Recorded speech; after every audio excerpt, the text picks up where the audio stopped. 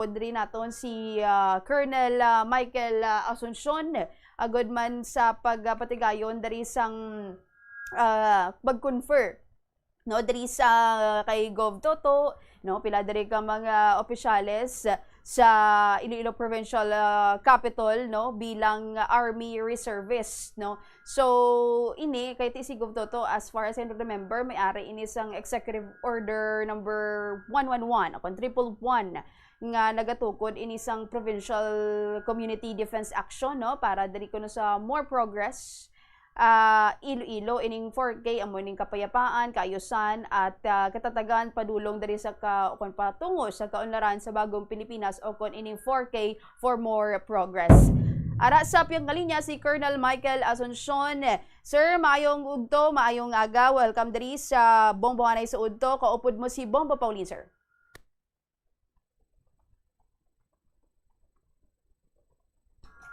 Sige.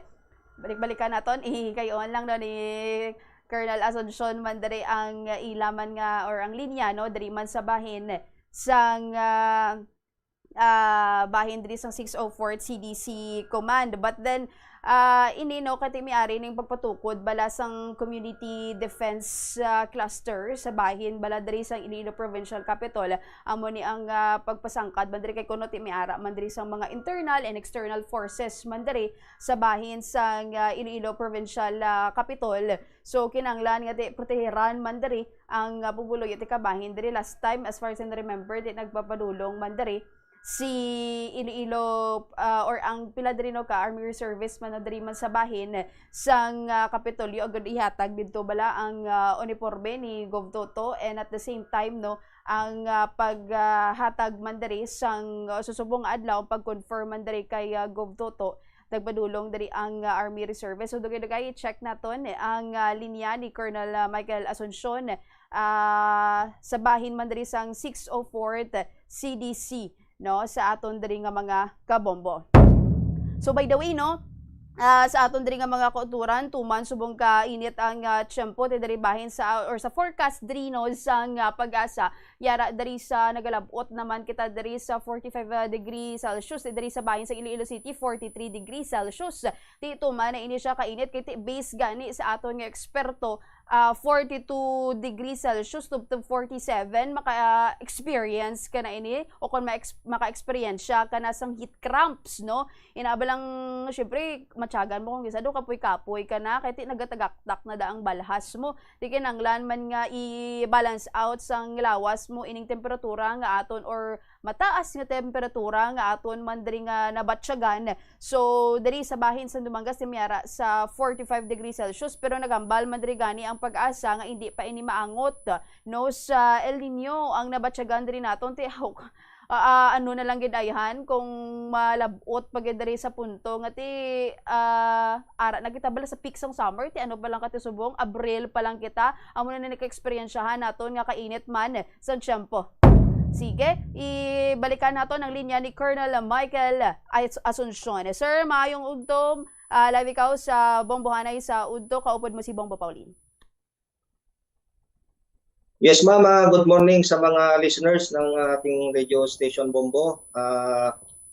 Nandito na naman tayo, si Colonel Michael Asuncion, yung public servant nyo ng nag-administer ng mga reserve forces ng Iloilo Province. Good morning sa lahat. Sige. Sir, kanina tumungo or pumunta kayo sa bahagi dito ng Iloilo Provincial Capital para i-confer dito si Iloilo Provincial Governor Arthur Defensor Jr. and ibang opisyalis pa ng Iloilo Provincial Capital. Anong hakbang ito, sir, and ano yung mga sertipiko na ibinahagi or ibinigay nyo dito sa officers natin, sa ating mga public servants sa bayan sa Iloilo Provincial Capital, sir? Yes, unang-una, gusto kong magpasalamat kay Governor sa kanyang mga staff for accepting the call na maging member ng Reserve Force natin, especially the Army Component Reserve Force. Last year, they signified to become a reservist through the Basic Citizen Military Training. Meron tayong special programs for the elected officials and professionals na mag-undergo ng Basic Citizen Military Training. And Fortunately, nakapagtapos sila noong November pa last year actually. Mm. But the orders coming from Philippine Army, so meron tayong process o may system tayo of processes para sa kanilang conferral ng serial number. So that's why kanina, through our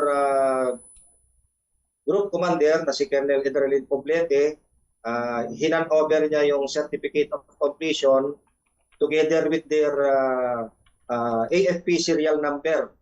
So sila po ay mga certified reservist na nabilong dito sa 604 Community Defense Center.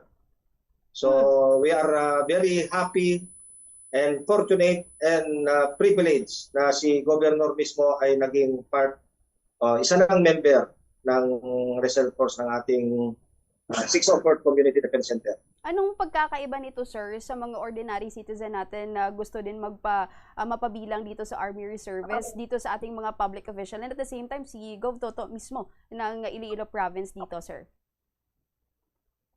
Yes, ma'am. Actually, nung last year, nung meron tayong kinandak na BCMT, yung Basic Citizen Military Training, ito po ay program ng Philippine Army through the Department of National Defense. So meron talagang face-to-face training. Ito yung mga 18 to 35 years old, yung category 1. Pero meron din tayong quota for the supernumeraries na sinasabi, ito yung mga professionals. Fortunately, nag-signify si Gov and yung 6 others from the province. Ang pagkakaiba lang sa kanila is yung face-to-face, they underwent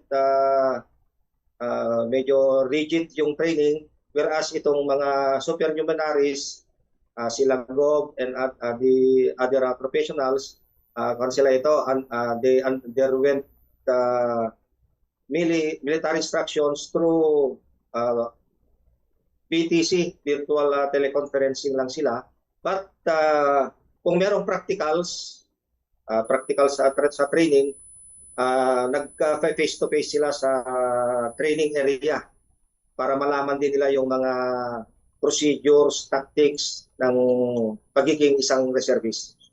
So, ano po yung mga magiging participation dito ni Gov Toto and ilang yung mga public officials natin now? Kasi public servant sila, at the same time naging Army Reserve or Army Reservist sila. Sir, ano yung maging participation nila? Makakatulong ba ito sa at the same time pag-support, or ano yung purpose nila sa pag-support ng National Defense and Disaster Response dito sa bahagi ng Iloilo Province, sir? Well, napaka sabi nating lucky yung Reserve Force dito sa Iloilo ngayon kasi si Governor naging part siya ng Reserve Force, and fortunately nakasabay ito sa pinalabas niyang executive order, yung 111, yung Peace Development Community Development Council na part yung AFP para sa More Progress Iloilo. So yung pagiging tulong naman na may bibigay ni Governor, since he is the Chief Executive of the province, magkakaroon ng collaboration yung hindi lang collaboration ito, siguro magkakaroon ng close collaboration between the province and the AFP kung ano yung mga programs for development. Madali lang yung connectivity ng organization dahil part siya ng Reserve Force and the province. So mapapadali yung mga magiging programa ng province. I believe, sir, nandun po kayo nung launching ng Executive Order 111, no, ng Iloilo Provincial Government with Gov Toto last year. Ano po yung mga initial collaboration or meetings ninyo now na na-confer na talaga si Gov Toto and ibang mga public officials natin from Iloilo Provincial Government? Yes, ma'am. Nandun din ako nung nagkaroon ng meeting sa PDRMO with the implementation ng executive order ni Gov. Then doon kami ma-align doon sa community defense ng province. Kanina nag-declare nga si Go na marami tayong gagawin doon sa based from my executive order, collaboration between the AFP and the province. Marami tayong gagawin. Actually ma'am, may program ang 3rd Infantry Division ngayon. May craft na program in case magkaroon ng spillover ng gera na nangyari sa ibang bansa. Magiging napaka-importanteng part ng AFP yung reserve force. Kasi nakalagay din sa ating batas na ang reserve force natin ay isang base expansion ng ating regular force in case of war, rebellion, or national disasters. So nakaangkla din ito sa executive EO ni Gov. So napakahalagang collaboration between the province and the AFP. Kaya nga po, parang shared effort ngayon dito sa bahagi ng inyo, sa inyong opisina at the same time sa Iloilo Provincial Capital. Sir, I believe ongoing pa po yung pag-recruit nyo for Army Reservists dito, sir? Yes, ma'am. This year, we have 2 batches of face-to-face basic citizen military training. Pinapriority lang natin yung Category 1 muna. Then if ever na magkulang yung Category 1, yung Category 1 kasi is 18 to 35 years old, yung Category 2, 36 to 51 years old. So, ngayon na if ever magkulang yung regular forces with this ages bracket, ito po yung priority ko isusupplement doon sa regular force. So marami nang nag-apply dito for the training. Actually yung quota lang ng per batch is 120 pero na-fill upan na natin yon, pero may second batch na pa naman, siguro third quarter. So lahat ng interested to apply for basic citizen military training, ito yung door nyo para maging reservist. Punta lang po dito sa 604 Community Defense Center kung taga Iloilo kayo. Pero kung taga Capiz kayo, every province kasi merong Community Defense Center. So diyan na lang kayo pupunta sa mga provincial community defense center ng lugar ninyo. Alright, sige. With this, Colonel Asuncion, maraming salamat po sa binigay nyo na oras dito sa Bombo Radio Iloilo, sir. Yes ma'am, thank you very much and God bless us all. There you have it, si Colonel Michael Asuncion, Director ng 604 Community Defense Center o na CDC. So, bantayan karon ng ibang pagdiring balita, no? Patpaton diri naton sa pagbalik man sang bombohanay sa udto pagkatapos ang Bombo Network News. Mag-observe ang maayo nga load and cargo management sa salakyan. Ang kada 100 kilograms nga unnecessary load, nagapataas ang fuel consumption tubtob 0.5% para sa mga salakyan, samtang ang pagbuhi naman sang wala ginagamit nga roof racks o cargo boxes ang makakinot sang 2 to 5% bangod sa reduced aerodynamic drag. Dugang pa, ang masami overloaded nga salakyan, madasig nagakaupod ang goma nga nagadugang pa sa mga galastusan. Nagasala ka bala sa imo nga tulunan kag daw hindi ka makahibalo kung ano ang imo nga unahon? Kung magtuon ikaw, siguraduhang anay nga nakakaon ikaw sang maayo, agud nga maka-function ang imo nga utok. Kung gusto mo ang snacks, siguraduhan man nga na-preparar na ini antes pa man ang imo study time. Bangod basi, mawili ikaw sa pagkuti sang imo nga pagkaon kag ma-distract ikaw sa imo nga tulunan. Siguraduhan man nga tapos na ang imo nga olobrahon sa sulod sang balay para nga makalikaw sa interruption kag para sigurado naman nga maka-relax ikaw kung matapos mo na ang pag-review. Yari ang mga importante kag praktikal nga mga pamaagi agud makakinot sang tubig. Sa kusina, magamit sang yahong ukon labador sa paghugas sang mga ulutanon ukon prutas, magdesignar sang baso ukon water bottle agud gamiton sa bilog nga adlaw agud indi magsigi panghugas sini kada matapos ang pag-inom. Kung aksidente nga may nahulog nga ice o yelo, hindi ini pag-ihaboy. Sa baylo, ibutang ini sa mga masitera sang tanom. Kung may bilin man nga yelo o kung tubig sa baso nga ginimnan, tipunon anay ini sa balde, agud ibunyag sa mga tanom antes hugasan. Kabombo, yari ang pwede mong himuon agud makakinot kita sa paggamit sang enerhiya. Kabombo nga motorista, paano ka bala mag-apply sang preno o kung brake kung nagamaneho? Likawan ang golpeada nga pag-accelerate kag pagpreno. Ang golpeada nga pag-accelerate kag pagpreno, ang sara nga makakonsumo sang gatong tubtub 3,700 pesos kada bulan. Samtang, makakinot ka naman sang tubtub 200 litros sang gatong kada bulan sa imo salakyan kung matawhay ang dalagan sang trapiko. Gani kung ikaw magmaneho, smooth and easy lang kabombo.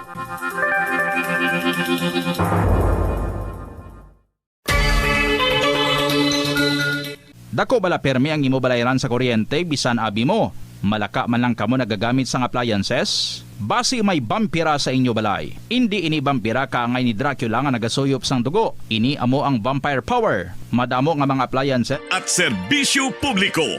Bombo Radio Philippines. Bombo Radio Philippines. Unmatched. Number 1 and most trusted source of news and information.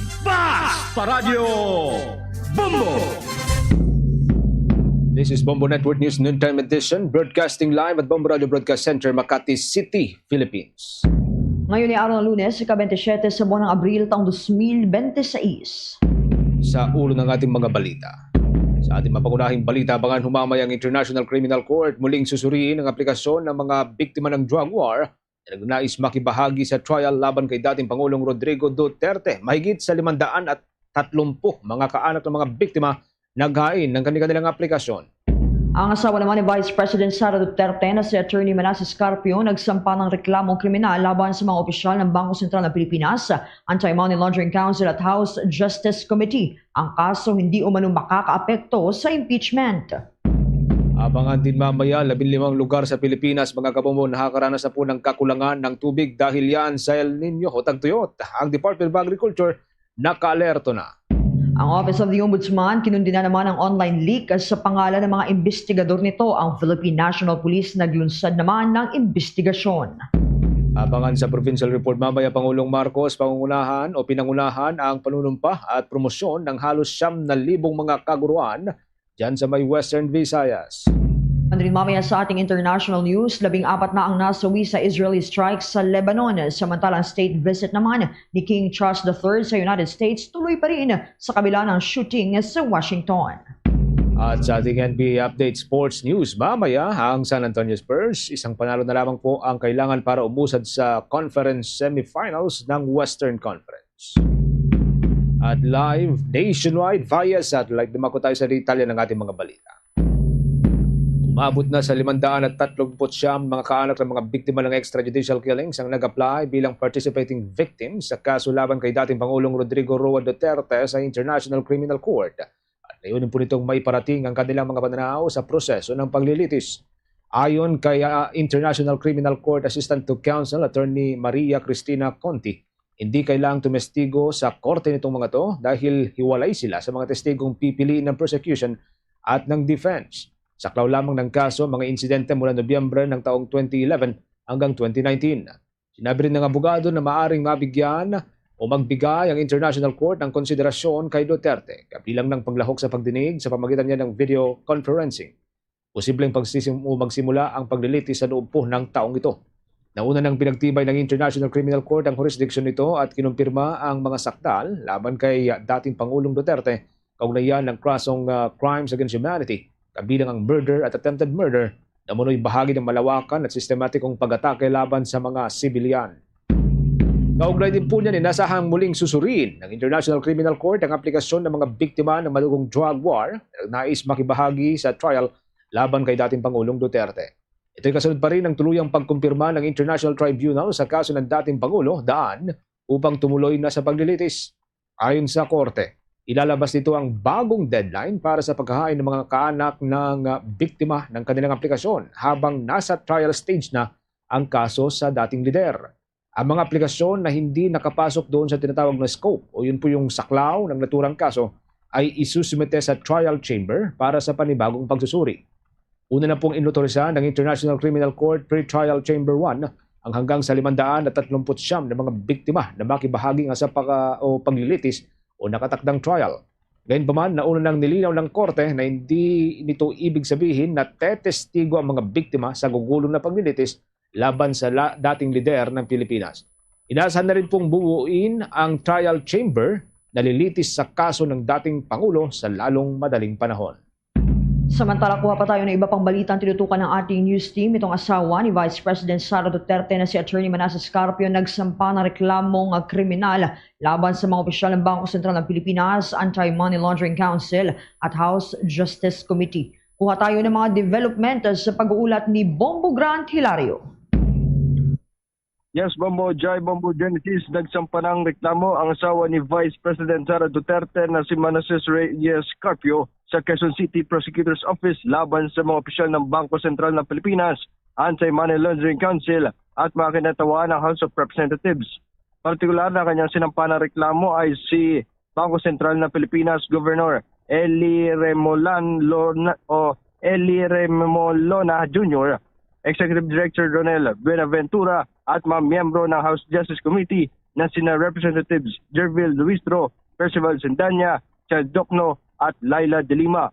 Pati sa payag ng kampo na abogadong si Reyes Carpio, ang reklamo ay patungkol sa paglabag sa Anti-Money Laundering Act, Bank Secrecies Law, Data Privacy Act. Inaakusahan ang asawa ni Vice President Sara Duterte, si Governor Remolana at iba pa ng illegal umunong ibunyag naman ito ang classified confidential banking records. Gid kasi ng kanilang kampo na ito'y protektado naman sa ilalim ng Republic Act 9160 o ang Anti-Money Laundering Act, Republic Act 1405 o Bank Secrecy Law at Data Privacy Act ng Republic Act 10173. Dagdag pa nito'y nawalan anya raw siya ng pagkakataon para makagawa ng legal na aksyon bilang depensa hindi lamang sa kanya, asawa at pamilya, ngunit lalo na pati sa mga nasa banking at financial community. Naniniwala kasi ang asawa ng Pangulong Pangulo na batay sa inamamindang Anti-Money Laundering Act, absolute at no exception ang confidentiality at protection ng mga bank records. Ating pakinggan ang abogado ni Attorney Man Scarpio na si Attorney Peter Paul Danao. Okay, ang pinahal po namin ay isang criminal case po dahil sa paglabag ng Section 8A, RA 9160 na naamendihan ng RA 11521. Ang sinasabi po sa batas ay bawal po na isiwalat ng AMLAC kahit anong impormasyon na nalakap nila sa mga bangko. So yun po yung sinasandigan namin, yung Section 8A po ng RA 9160. Kung maalala, ibinunyag mismo ng Anti-Money Laundering Council sa naganap na pagdinig ng House Justice Committee ang patungkol sa higit 6 na bilyong pisong suspicious at covert transaction may koneksyon kay Carpio at Vice Presidente.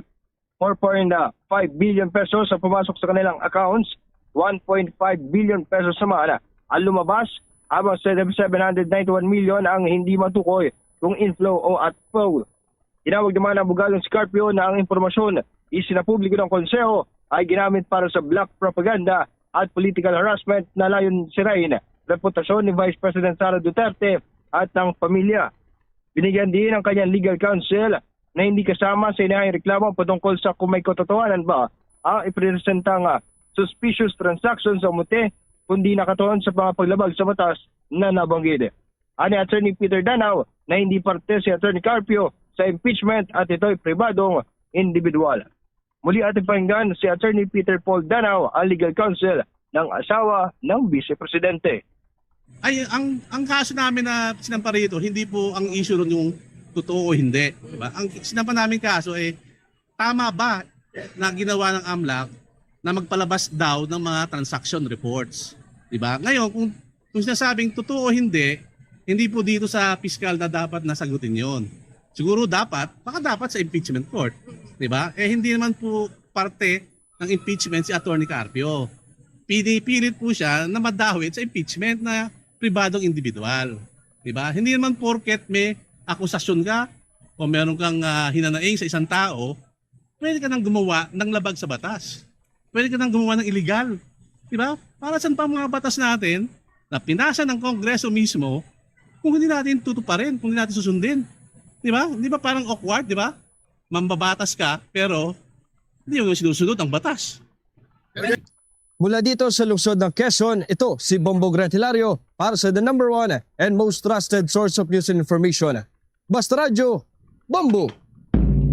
Meron na ho tayong 10 minuto makalipas ang alas 12 ng tanghali at kaugnay pa rin po ng balitang yan mga kabombo. Kampante ho si Bicol Saro Party List Representative Terry Ridon na hindi makakaapekto sa impeachment proceedings ang pagkahain nga ng kampo ni Attorney Manasseh Carpio ng kaso dyan sa may Quezon City Prosecutor's Office. Ayon kay Ridon, magpapatuloy pa rin ang proceeding tulad ng huling hearing ng House Justice Committee nakatakda nga sa araw ng Miyerkules, Abril 29, sa kabila ng mga patong-patong na kasong inihain nga ng kanyang kampo tulad po ng paglabag sa Anti-Money Laundering Act, Bank Secrecy Law at paglabag sa Data Privacy Law. Bumuelta rin si Representative Ridon sa kampo ni Carpio at ni Vice President Sara Duterte at sinabing ang paghahain ng kaso ay hindi makakapagtago sa nalantad na malawakang financial activity sa mga account ng mag-asawa. Sa katunayan anya, mistulang inaamin pa nga ni Attorney Carpio na may factual basis ang mga record na inilabas ng Anti-Money Laundering Council. Mistulang tinatanggap din umano ng kanyang kampo o ng kampo ng mag-asawa na mayroon ngang nangyaring 6.7 billion pesos na halaga ng mga transaction. Hindi rin anya pinapabulaanan ng mga kaso ang nalantad na record at ang accuracy ng mga ito tulad ng ilang bilyong halaga ng mga bank transactions. Nanindigan si Ridon na nagsisilbi rin bilang chairperson ng House Committee on Public Accounts na hindi ipinagbabawal ng Anti-Money Laundering Council o Anti-Money Laundering Act, Bank Secrecy Law at Data Privacy Law ang paglalabas ng mga naturang record, taliwasuyan sa basehan ng kasong inihain ngayong araw ng kampo ni Attorney Carpio. Samantala, question din ni Representative Terry Ridon na paliwanag ng kampo ni Vice President Sara Duterte kaugnay ng umano'y hindi tugmang deklarasyon sa Statement of Assets, Liabilities and Net Worth o SALN. Giit niya, hindi sapat ang paliwanag na isinama sa other assets ang cash and bank deposits. Ayon kay Representative Ridon, kahit isama ito sa Statement of Assets, Liabilities and Net Worth, hindi pa rin anya maipapaliwanag kung saan napunta ang bilyong pisong transaksyon na naitala ng Anti-Money Laundering Council sa mga account ng Vice Presidente at sa asawa nitong si Attorney Manasseh Carpio. Umabot umano sa halos 2 bilyong piso ang transaksyon sa isang taon lamang. Ipinunto rin niya na halos walang pagbabago sa deklaradong other assets ng kampo Duterte sa loob ng ilang taon, bagay na anyay hindi ka panipaniwala kung ikukumpara sa dami ng galaw ng pera. Dagdag pa ng mababatas, mas lumalawak pa ang agwat kung isa sa alang-alang ang iba pang ari-arian.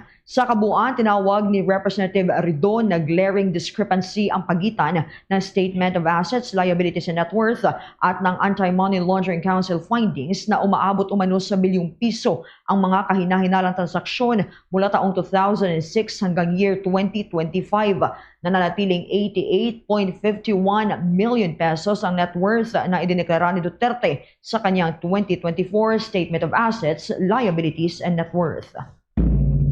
Sa ibang mga balita ho tayo mga kabombo, kinundena ng Office of the Ombudsman ang nangyaring online leak o itong pagkakalantad ng pagkakilanlan o mga pangalan ng mga investigador ng Office of the Ombudsman. Ayon sa opisina, ito ay direktang banta sa kaligtasan ng mga investigador at mga public servant. Maliban sa pagkakilanlan ng mga investigador, nalantad din umano ang ilang confidential documents. Dahil dito, nakipag-ugnayan na ang Tanod Bayan sa National Bureau of Investigation at maging sa Philippine National Police Anti-Cybercrime Unit upang hanapin at kasuhan ang mga nasa likod ng naturang leak. Git ng opisina, ang nangyaring unauthorized disclosure ay isang hayagang pagtatangka na takutin ang mga public servant. Iyak naman ng naturang opisina na sa kabila nito ay patuloy pa rin ang trabaho nito, lalo na ang investigasyon sa lahat ng mga kasong tinututukan ngayon ng Tanod Bayan tulad ng flood control scandal at iba pa. Sa kasalukuyan ay wala pang inilalabas ang National Bureau of Investigation initial report ukol sa nangyaring online leak. Kaugnay pa niyan mga kabombot Star Nation, iniimbestigahan na ng Philippine National Police ang pagtagas ng sensitibong personal na impormasyon ng mga investigador ng Office of the Ombudsman. Ayon kay Philippine National Police Chief General Jose Melencio Nartates Jr., seryoso ang insidente dahil may kinalaman ito sa seguridad ng mga opisyal. Sinabi pa ng pambansang pulisya na may posibleng may kinalaman dito ang mga panlabas at maging panloob na individual at maaaring maharap sa kaso sa ilalim ng Data Privacy Act at Anti-Cybercrime Prevention Act ang mga responsable dito. Nangako rin ang ahensya ng mabilis at masusing investigasyon. Mariing kinundina naman ang Office of the Ombudsman na paglalantad ng mga pangalan ng kanilang investigador online na nila'y layuning manakot at magdulot ng panganib sa kanilang seguridad. Agad silang nakikipag-ugnayan sa Philippine National Police at National Bureau of Investigation para matukoy ang nasa likod ng pagtagas ng impormasyon. Sa ilan pang mga balita, plano ho ng Office of the Ombudsman na agad ipapasabina si Zaldi Co kung may babalik man siya dito sa Pilipinas. Ayon kay Ombudsman Jesus Crispin Remulla, dapat ay agad maipaliwanag ni Co ang kanyang pagkakasangkot o partisipasyon sa flood control scandal at masagot ang lahat ng mga alegasyon kung maibabalik man siya dito sa bansa. Mahalagaan niyang pagsasakustodiya ng Ombudsman kay Co para sa gumugulong na investigasyon at maging itong ginagawang case build-up kasama ng paglilitis sa mga kasong bumabalot sa flood control scandal. Naharap si Co sa malversation cases at dahil po yan sa mga natuklasang manumalyang public infrastructure project na direktang iniuugnay sa kanya. Kasama na rin po dito ang graft cases. Sa kasalukuyan, hindi pa malinaw kung nasaan itong si Zaldi Co. Sa kabila po ng naunang anunsyo ni Pangulong Ferdinand Marcos Jr. na siya ay naharang ng immigration officials sa Czech Republic itong nakalipas na linggo. Naroon nga ho sa Czech Republic ang isang team ng Pilipinas na pinangunahan ni Department of Justice Secretary Frederick Bida upang kumpirmahin ang naturang report at sikasuhin ang posibleng pagpapabalik sa kanya dito sa Pilipinas. Buha rin tayo maya-maya mga kabombot Star Nation na makaragdagang balita tinutukan ng ating news team dyan sa bahagi ng Senado dahil itong si Senator Risa Hontiveros umaasang isisiwalat nga ni former Representative Elizalde Co ang kanyang mga nalalaman sa flood control scam pagbalik nito sa Pilipinas. Balikan natin ang linya ni Bombo Angelo Angedan at sa iba pang balita, Bombo Genesis. Tiniyak ni Pangulong Ferdinand Marcos Jr. na hindi mapipigilan ang operasyon ng pamahalaan sa kabila po ng krisis na dulot ng tensyon sa may gitnang silangan at ang epekto nito sa enerhiya. Iginit niyang magpapatuloy ang pangunahing serbisyo ng gobyerno. Ayon sa Pangulo ng Pilipinas, patuloy ang pagtatayo ng mga kalsada, pagbibigay ng serbisyong pangkalusugan at serbisyong edukasyon, pati na rin ang kampanya laban sa mga krimen. Dagdag pa ng Pangulo, hindi rin titigil ang suporta sa kultura, turismo at maging sa sports. Isa sa mga pangunahing programa ng administrasyon ay ang Pambansang Pabahay para sa Pilipino Program o tuhong kilala sa pinaikling tawag na 4-Page. Sa ilalim ho nito, target ng gobyerno na mabigyan ng abot-kayang pabahay mga maraming Pilipino kabilang na ho rito yaong bagong proyekto dyan sa may Palayan City sa Nueva Ecija na kamakailan lang po ay nagsagawa ng groundbreaking activity. Abot sa mahigit sa 22,000 pamilya ang nakikinabang sa housing project na may mababang buwan ng hulog at wala pong down payment. Giit ni Pangulong Marcos, patuloy ang gobyerno sa paghahanap ng paraan upang matulungan ang mga walang sariling bahay sa kabila po yan ng mga hamon dulot ng kasalukuyang krisis. Sa iba pang balita, mga kabombot Star Nation, naghahanda naman si Senate President Pro Tempore Panfilo Ping Lacson ng Chairman's Progress Report kaugnay ng investigasyon sa umano'y anomalya sa flood control projects. Layunin nito na may pagpatuloy ang mga pagdinig ng Blue Ribbon Committee na kanyang pinamumunuan. Plano rin ni Senator Lacson na muling imbitahan si dating House Speaker Ferdinand Martin Romualdez para humarap sa posibleng face-off kasama si dating Akbayan Representative Elizalde Co at ilang dating sundalo na nagsabing mayroong kinalaman sa kickback scheme. Anya makakatulong ito sa mas malinaw na investigasyon ng Department of Justice at Office of the Ombudsman. Ipinaliwanag ng senador na ang Chairman's Progress Report ay maglalaman ng mga paunang findings at ebidensya ng komite at maaring maging basihan para sa opisyal na ulat sa Senado. Git niya, utang ito sa publiko dahil wala pang pinal na ulat matapos ang 8 hearing. Dagdag pa ni Senator Lacson, mahalagang makita ng personal ang mga testigo upang masuri ang kredibilidad ng kanilang mga pahayag. Gayunman, giniit niya nga mananatili ang komite sa ebidensya kahit pa umabot ito sa Palasyo Malacanang o kay Pangulong Ferdinand Marcos Jr. basta't may sapat lang na basihan. Meron na ho tayong 19 na minuto makalipas mga kabombo ang alas 12 ho ng katanghalian. Sa ibang mga development ho tayo, nasa 15 lugar na ho sa Pilipinas ang dumaranas daw ng matinding kakulangan ho ng tubig. Ito ilang buwan pa bago ang inasahang pagsisimula ng El Nino phenomenon kung saan lalo pang babagsak ang antas ng tubig. Mas madalang kasi mga kabombo ang magiging mga pagulan, bihira din ang pagdaan po ng mga bagyo at bababa ang antas ng tubig sa mga ilog, sapa at iba pang bodies of water. Iba pang uri ho ng katubigan dito sa ating bansa.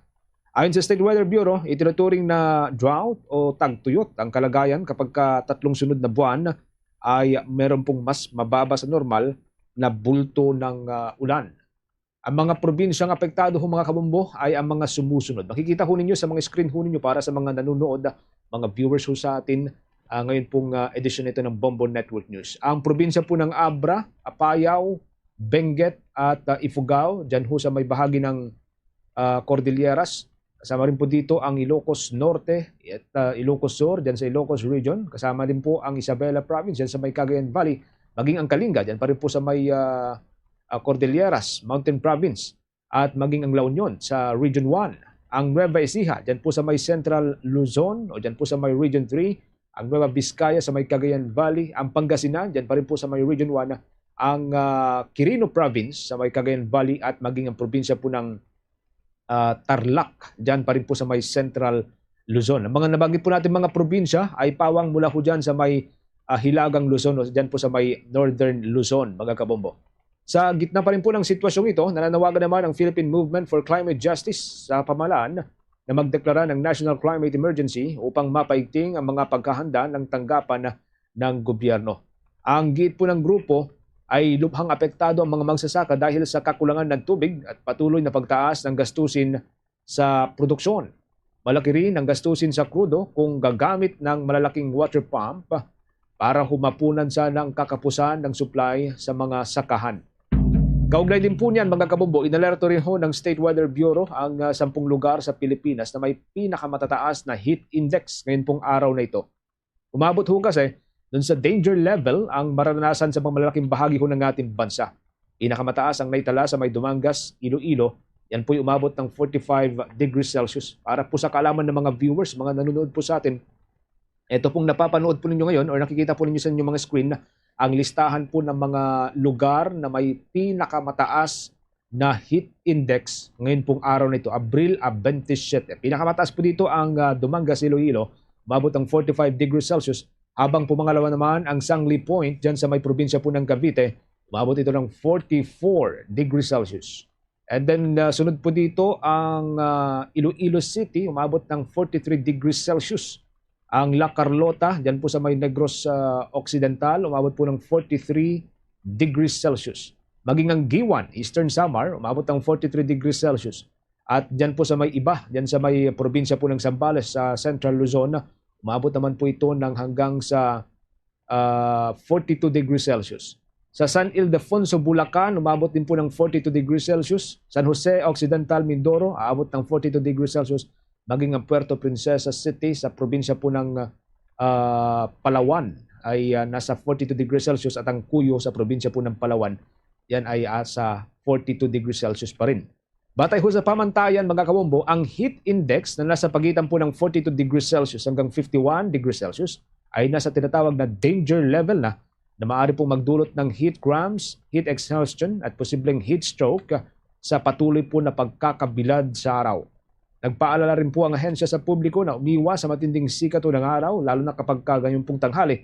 Uminom po ng sapat na tubig at magsuot ng mga gaan na damit upang maiwasan ang panganib sa kalusugan. Sa bagay ito mga kabombo Star Nation, kuha na tayo ng balita dyan sa bahagi ng Senado. Itong si Senatorista Hontiveros umaasang isisiwalat nga ni former Ako Bicol Party List Representative Elizalde Co yung mga nalalaman nito kaugnay sa flood control scam pagbalik niya rito sa Pilipinas. Kuha tayo ng update sa pag-uulat ni Bombo Angelo Aganan. Bombo Jai, Bombo Genesis, umaasa sa Senator Risa Hontiveros na isisiwalat ni dating ako Bicol Representative Saldico ang kanyang mga nalalaman hinggil sa napakalaking flood control project scam sa gobyerno sa pagbabalik nito sa Pilipinas.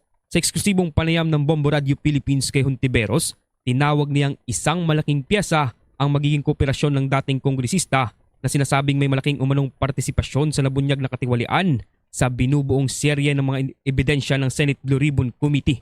Malaking tulong din aniya ito sa magiging pinal na report ng isinasagawang pagdinig at imbestigasyon ng komite.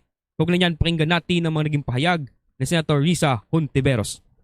Malaking piyesa ang maidadagdag niya sa binubuong puzzle, no, para i-fit dun sa magiging final committee report ng Blue Ribbon. Kaya sana talaga umusad yung proseso ng pagpapabalik sa kanya sa bansa.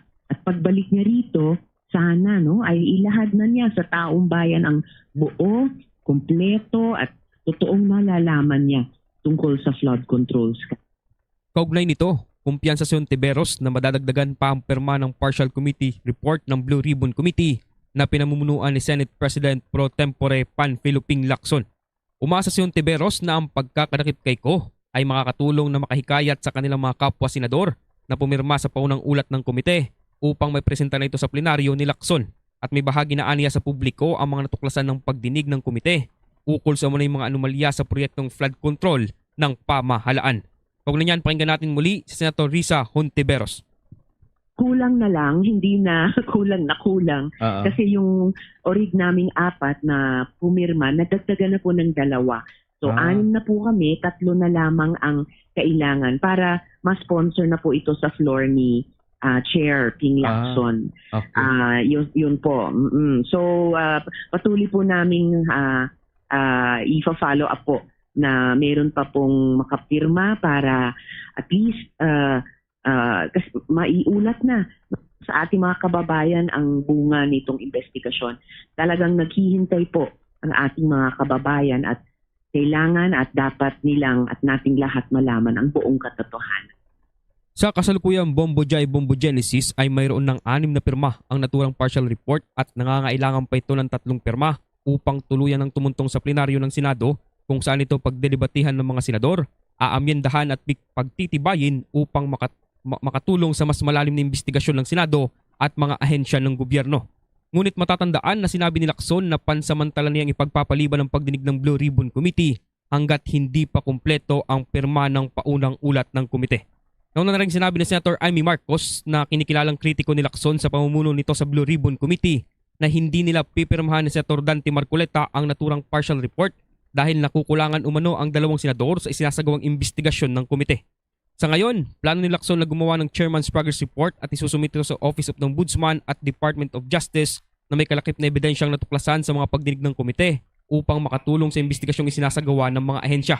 Isa rin aniya itong paraan upang mabuksan muli ang pagdinig ng Blue Ribbon Committee kung saan may lalahad sa publiko ang mga nilalaman ng report. Samantala, binabalak naman ni Lacson na imbitahan si dating Speaker Martin Romualdez sa oras na makabalik sa pagdinig ng Blue Ribbon Committee upang pagharapin sila ni Saldico at ang 18 sundalo na umano'y nag-deliver ng mali-malitang pera sa ilang personalidad upang matukoy sa pagdinig kung sino ang nagsasabi ng katotohanan. Bombo Yes, Bombo Genesis. Concern lang ako dun sa last part. May exact date na ba kung kailan muli gugulong ito? Or talagang hintayin pa rin ang pagbalik ni Saldico bago start? Yes, Bombo Genesis. Sa ngayon, ang pinufokusan nitong ni Senate President Pro Tempore Panfilo Ping Lacson, Bombo Genesis, ay makumpleto muna itong ang pirma ng partial committee report ng Blue Ribbon Committee upang mulingang umusad itong pagdinig ng nasabing komite. Sa ngayon, Bombo Genesis, inaantabayanan pa natin kung ano ang mga susunod na anunsyo ni Senator Panfilo Ping Lacson dito nga sa kasunod na pagdinig ng Blue Ribbon Committee, Bombo Genesis. Pero kung hindi maabot yung hanggang 9 na pirma, ibig sabihin hindi na talaga magkakaroon ng investigation. Last na yung nangyari noon.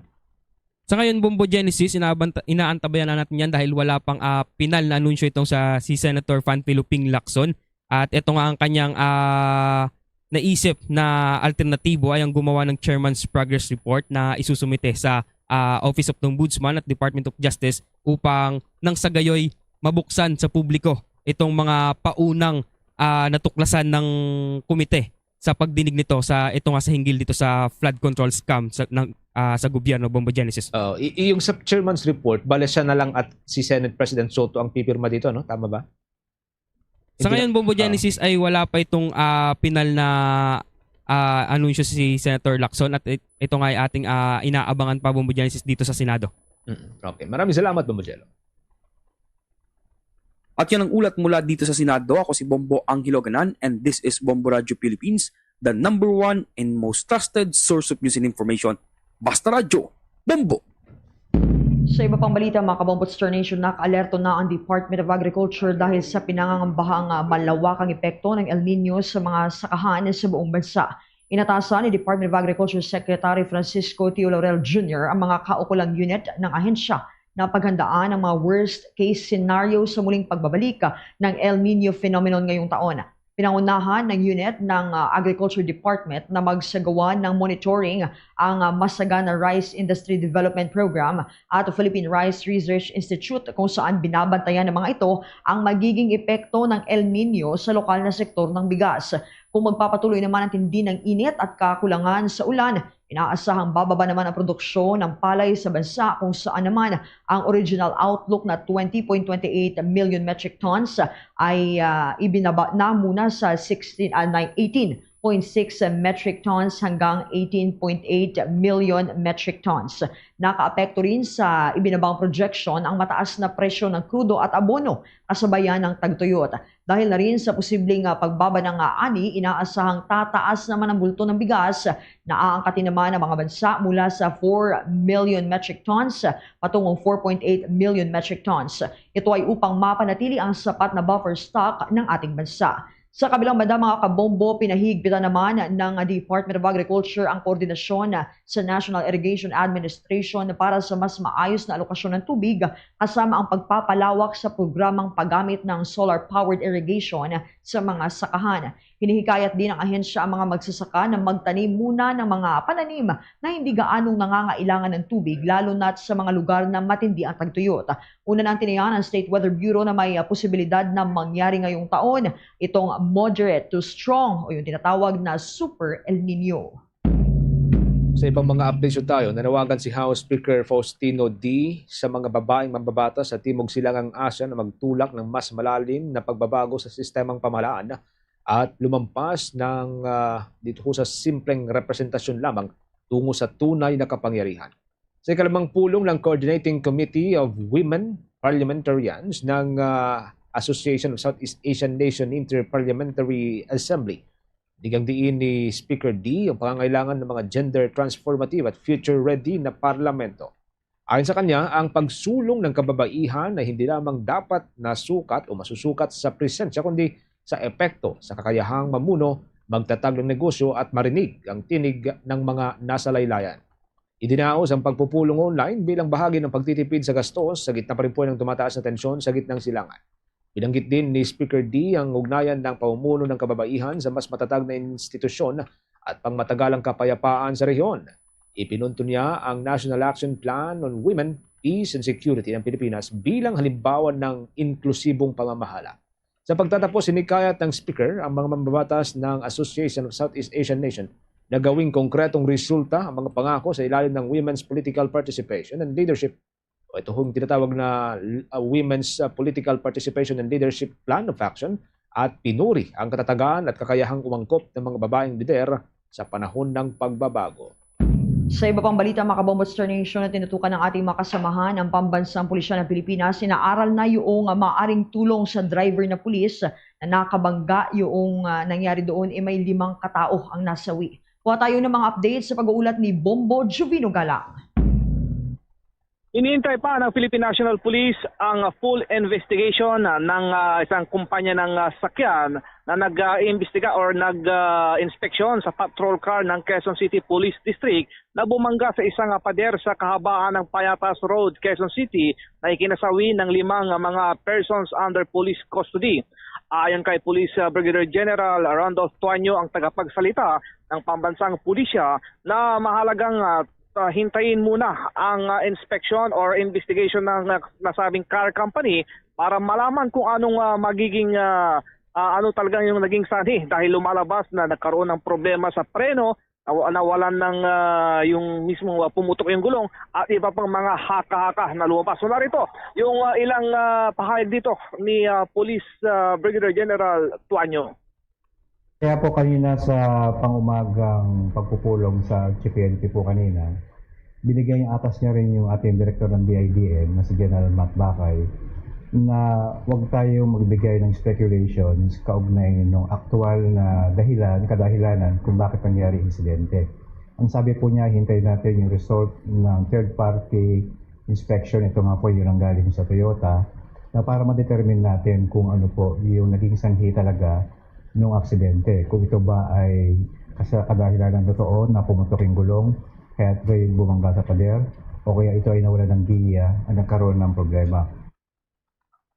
Natitiyak naman ni Tuanyo na kanilang papanagutin ang mga nasa likod ng insidente. Una nang nakasuhan ang driver ng police patrol matapos ang pagkasawi ng 5 police ng persons under police custody.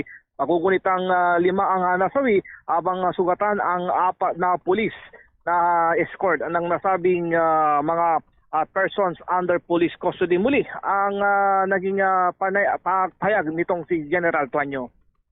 Kagano pa man, sinasabi na titignan yung all possibilities na ano ba ang possible liabilities ng Philippine National Police, hindi lang ng QCPD, kung may pagkukulang ba tayo sa maintenance. Yung nga po yung sinasabi kanina ni Station Commander, na hintayin po natin yung result at malalaman natin kung sino pa yung mga possible na tao na pwede natin sampahan ng kaso kung meron man silang pagkukulang. Ito si Bombo Juvino Galang and this is Bombo Radio Philippines, the #1 and most trusted source of news and information. Basta Radio Bombo! Oras natin mga kabombo, meron na lamang ho tayong 25 minutes bago po sumapit ang 1:00 ng hapon. Sa ibang mga balita ho tayo, tiniyak ni Armed Forces of the Philippines Chief Romeo Browner Jr. ang pagiging bukas sa anumang investigasyon sa nangyaring engkwentro dyan sa may Tubuso, Negros Occidental. Ayon sa General, nakahanda ang hukbo na sagutin ang lahat ng mga tanong o katanungan hinggil sa nangyaring sagupaan na nagresulta nga sa pagkakasawi ng 19 na individual. Malinawaan niya ang ebidensya na armado ang mga nasawing individual noong nangyari ang sagupaan, mahigit 1 linggo na ho ang nakakalipas. Nanindigan din ng General na hindi nilabag ng Philippine Army ang karapatang pantao ng mga nasawing individual. Giit ni General Browner na maging ang National o ng New People's Army ay dapat din daw sanang maimbestigahan dahil sa serye ng pagpatay na ginagawa ng mga ito, lalo na sa mga inosenteng sibilyan. Kabilang sa mga nasawi sa naturang giyera ay ang Student Councilor ng University of the Philippines na si Eliza Alano, ang US citizen na sina Lyle Frijoles at kay Dana Rin Sorem at iba pa. Una pong sinabi ng Commission on Human Rights na magsasagawa ito ng malalimang investigasyon na hinggil sa naturang sagupaan. Bombo International News. 14 na ang nasawi at 37 ang sugatan sa panibagong airstrikes ng Israel sa Lebanon ayon yan sa Health Ministry. Kabilang sa mga biktima ang 2 bata at 2 babae habang isang sundalong Israeli naman ang naiulat na nasawi. Nagbabala ang Israeli military sa mga residente na lumikas sa ilang bayan at iginiit na target ng operasyon ang mga mandirigma at armas ng Hezbollah dahil umano yan sa paglabag nito sa ceasefire. Ngunit tumugon naman ang Hezbollah group na magpapatuloy ang kanilang pag-atake hanggat may operasyon ng Israel sa kanilang teritoryo. Sa kabila ng tigil putukan na pinangunahan ng United States, nananatiling marupok ang sitwasyon habang nagpapatuloy naman ang palitan ng opensiba ng 2 panig. Ayon nga sa ulat, umabot na sa higit 2,500 individuals ang nasawi mula nang sumiklab muli ang labanan noong buwan ng Marso, kabilang ang mga sibilyan, kababaihan at mga kabataan. At sa iba pang balita sa ibayong dagat, itutuloy naman ang state visit ni King Charles III sa United States. Ayon yan sa Buckingham Palace, sa kabila na naganap na pamamaril malapit sa White House na dinaluhan ni United States President Donald Trump. Agad na inilika si Trump ng Secret Service matapos yung nangyaring insidente. Ayon sa mga otoridad ng United States, posibleng target ng suspect ang Pangulo at ilang opisyal ng administrasyon. Gayunman, tiniyak ng mga opisyal na ligtas ang magiging pagbisita ni King Charles at ni Queen Camilla sa 4 na araw na biyahe. Bahagi ng pagbisita ang pakikipagpulong kay Trump at pagtatalumpati sa Kongreso kaugnay ng ika-250th anniversary ng United States Independence. Layunin din itong palakasin ang ugnayan ng Estados Unidos at ng United Kingdom sa gitna ng tensyon sa ilang isyu tulad ng Iran. Ayon sa palasyo, maaaring magkaroon ng kaunting pagbabago sa ilang aktibidad, ngunit nananatiling nakatakda naman ang biyahe. Nagpaabot na rin umano na pakikiramay sina King Charles at Queen Camilla kina United States President Donald Trump and Melania Trump matapos yung nangyaring insidente. Bombo Sports News. Sa ating sports news at para po sa fans ng NBA, isa pong panalo na lamang ang kailangan ng San Antonio Spurs para umusad sa semifinals ng Western Conference. Nagpapatuloy pa rin po yan na 2026 playoffs. Dinumina ng koponan ng Game 4 laban sa Portland Trail Blazers gamit ang pisyenteng second half performance. Yan po sa score na 114-93.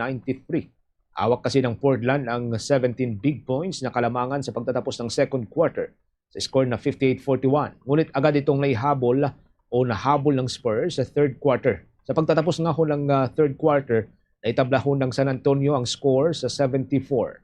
Hindi napigilan ng Blazers ang momentum ng San Antonio at tuluyan ng lumubo ang kalamangan sa huli sa matapos itong magpasok ng 40 big points sa buong fourth quarter. Habang umabot lamang sa 19 points ang naging kasagutan ng Portland. Sa pagbabalik nga ng Spurs big man na si Victor Wembanyama, agad po siyang gumawa ng double-double performance sa score na 27 points at 11 rebounds. Naging solido rin ang bagitong sentro sa defense matapos niyang iposte ang 7 o 7 blocks at 4 na steal. Dahilan upang ibulsaho niya ang plus 28 o positive 28 na performance sa pagtatapos ng naturang laban. Dominado ng Spurs ang paint at 3-point area habang pinwersa rin nito ang kalabang koponan na gumawa ng hanggang sa 18 o 18 turnover sa pamagitan po ng mahigpit na depensa. Sa buong laban, umabot sa 12 steal at 10 blocks ang nagawa ho ng Spurs at halos walang naisagot dito ang Trail Blazers. Babalik na ho sa San Antonio ang Game 5, isa ho itong do-or-die game. Sa iba pang balita, mga Kabombo Nation, naglabas naman ang Marina ng 90-day extension para sa mga expired o malapit nang mag-expire na dokumento ng mga Pilipinong seafarer na hindi makauwi dahil sa krisis sa Middle East.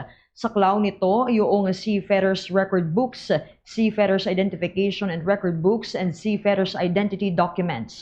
Otomatikong ipatutupad ang extension para sa mga dokumentong mag-e-expire noon o bago yung Hunyo at 30 ng kasalukuyang taon, kaya hindi na kailangang mag-apply ng hiwalay na request.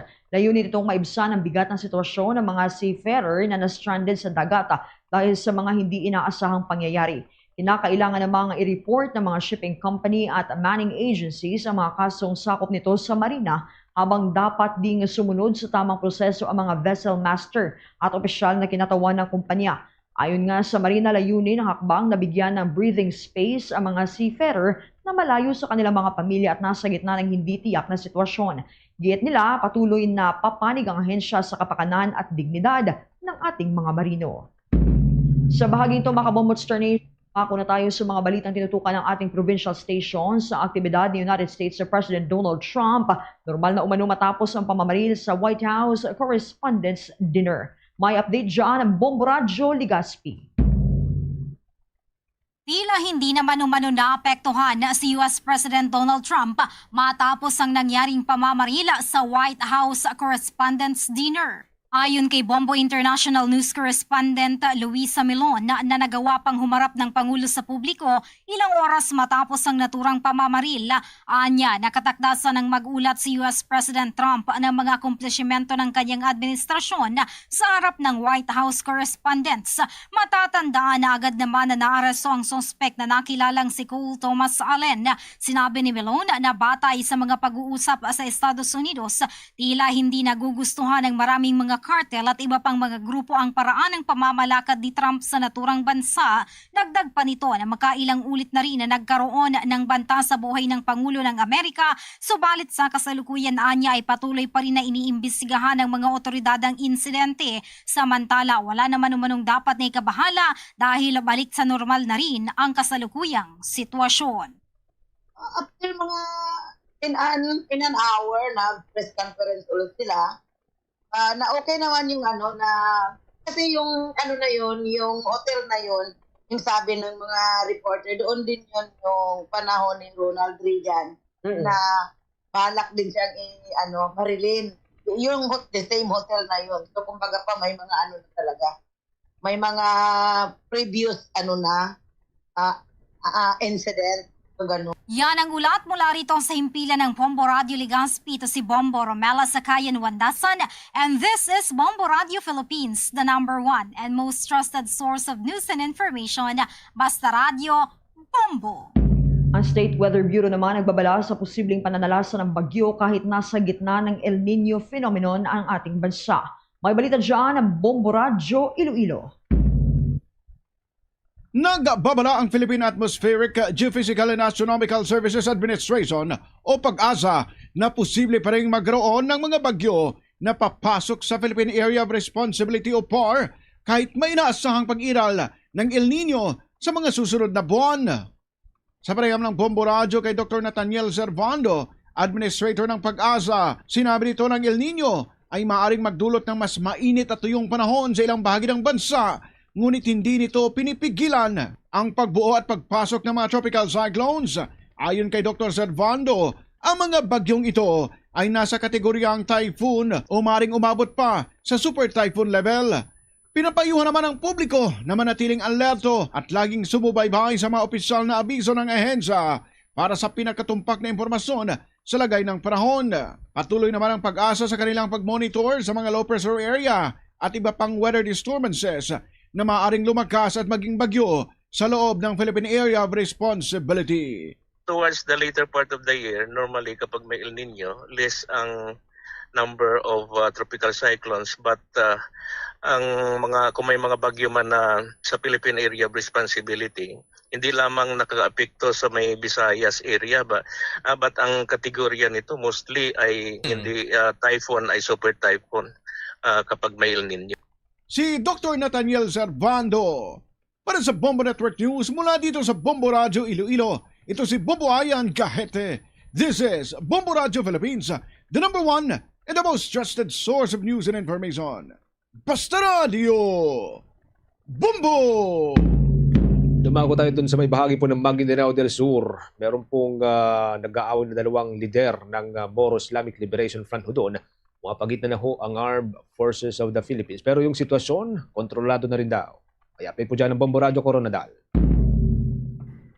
Agad na pumagit na ang puwersa ng Armed Forces of the Philippines upang pigilan na ang lalong paglalalang tensyon sa pagitan ng dalawang commander ng Moro Islamic Liberation Front o MILF na nagkasagupa sa hangganan ng barangay Bacat, Rajabuayan at mga barangay ng Libutan at Dasikil, Mamasapano, kamakailan.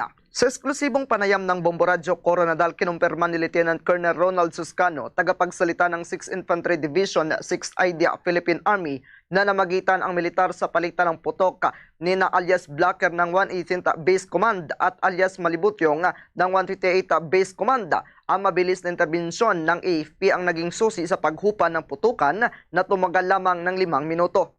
Ayon kay Suscano, matagal na alitan, di pagkakaintindihan, personal na galit, personal grudge, politika at agawan sa lupa ang naging mitsa ng sagupaan ng dalawang kampo.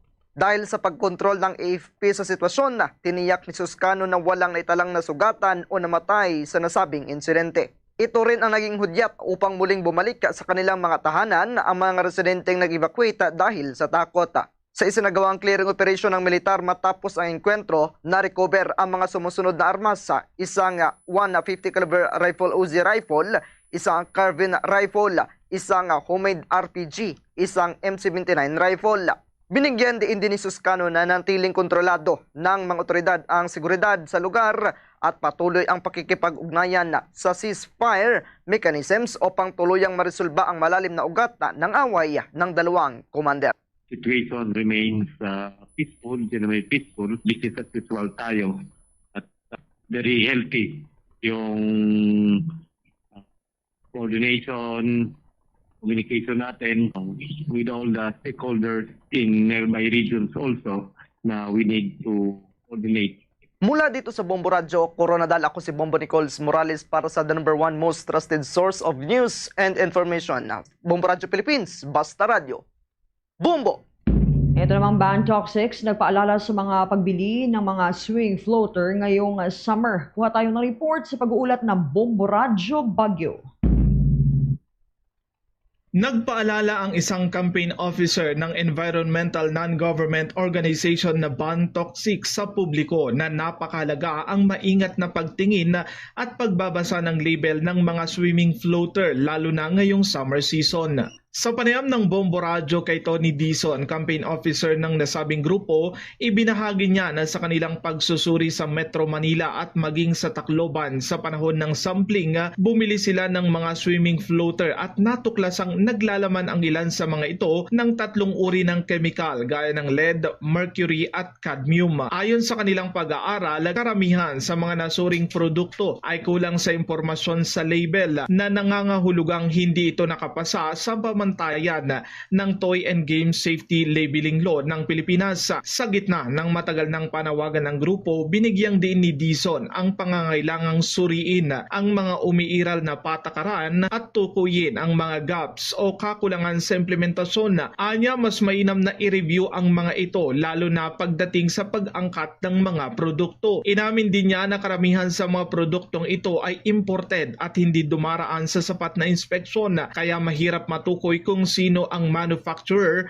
importer at distributor pati na kung paano ito maibabalik sakaling mapatunayang delikado. Dagdag pa niya, hindi sapat ang impormasyong nakasaad sa label upang makapagsampa ng kaukulang kaso o reklamo. Ipinaliwanag din niya na ang lead at mercury ay lubhang nakakalasong heavy metals o neurotoxins na may malaking epekto sa utak, habang ang cadmium naman ay maaring magdulot ng cancer sa pamamagitan ng paglanghap, paglunok o pagdikit sa balat. Ganitong produkto ay po ipinagbabawal sa ating bansa. Bagkos ang pinagbabawal po dito yung paggamit ng mga chemical sa paglikha o paggawa ng ganitong klaseng produkto. Inaasahan po sana natin na itong ating ginagawang public service ay makatulong sa ating mga kababayan na piliing maigi yung kanilang bibilhin ng mga floaters, lalong-lalo na't ito ay gagamitin ng kanilang mga anak, na doon po sana tayo sa mga kilala,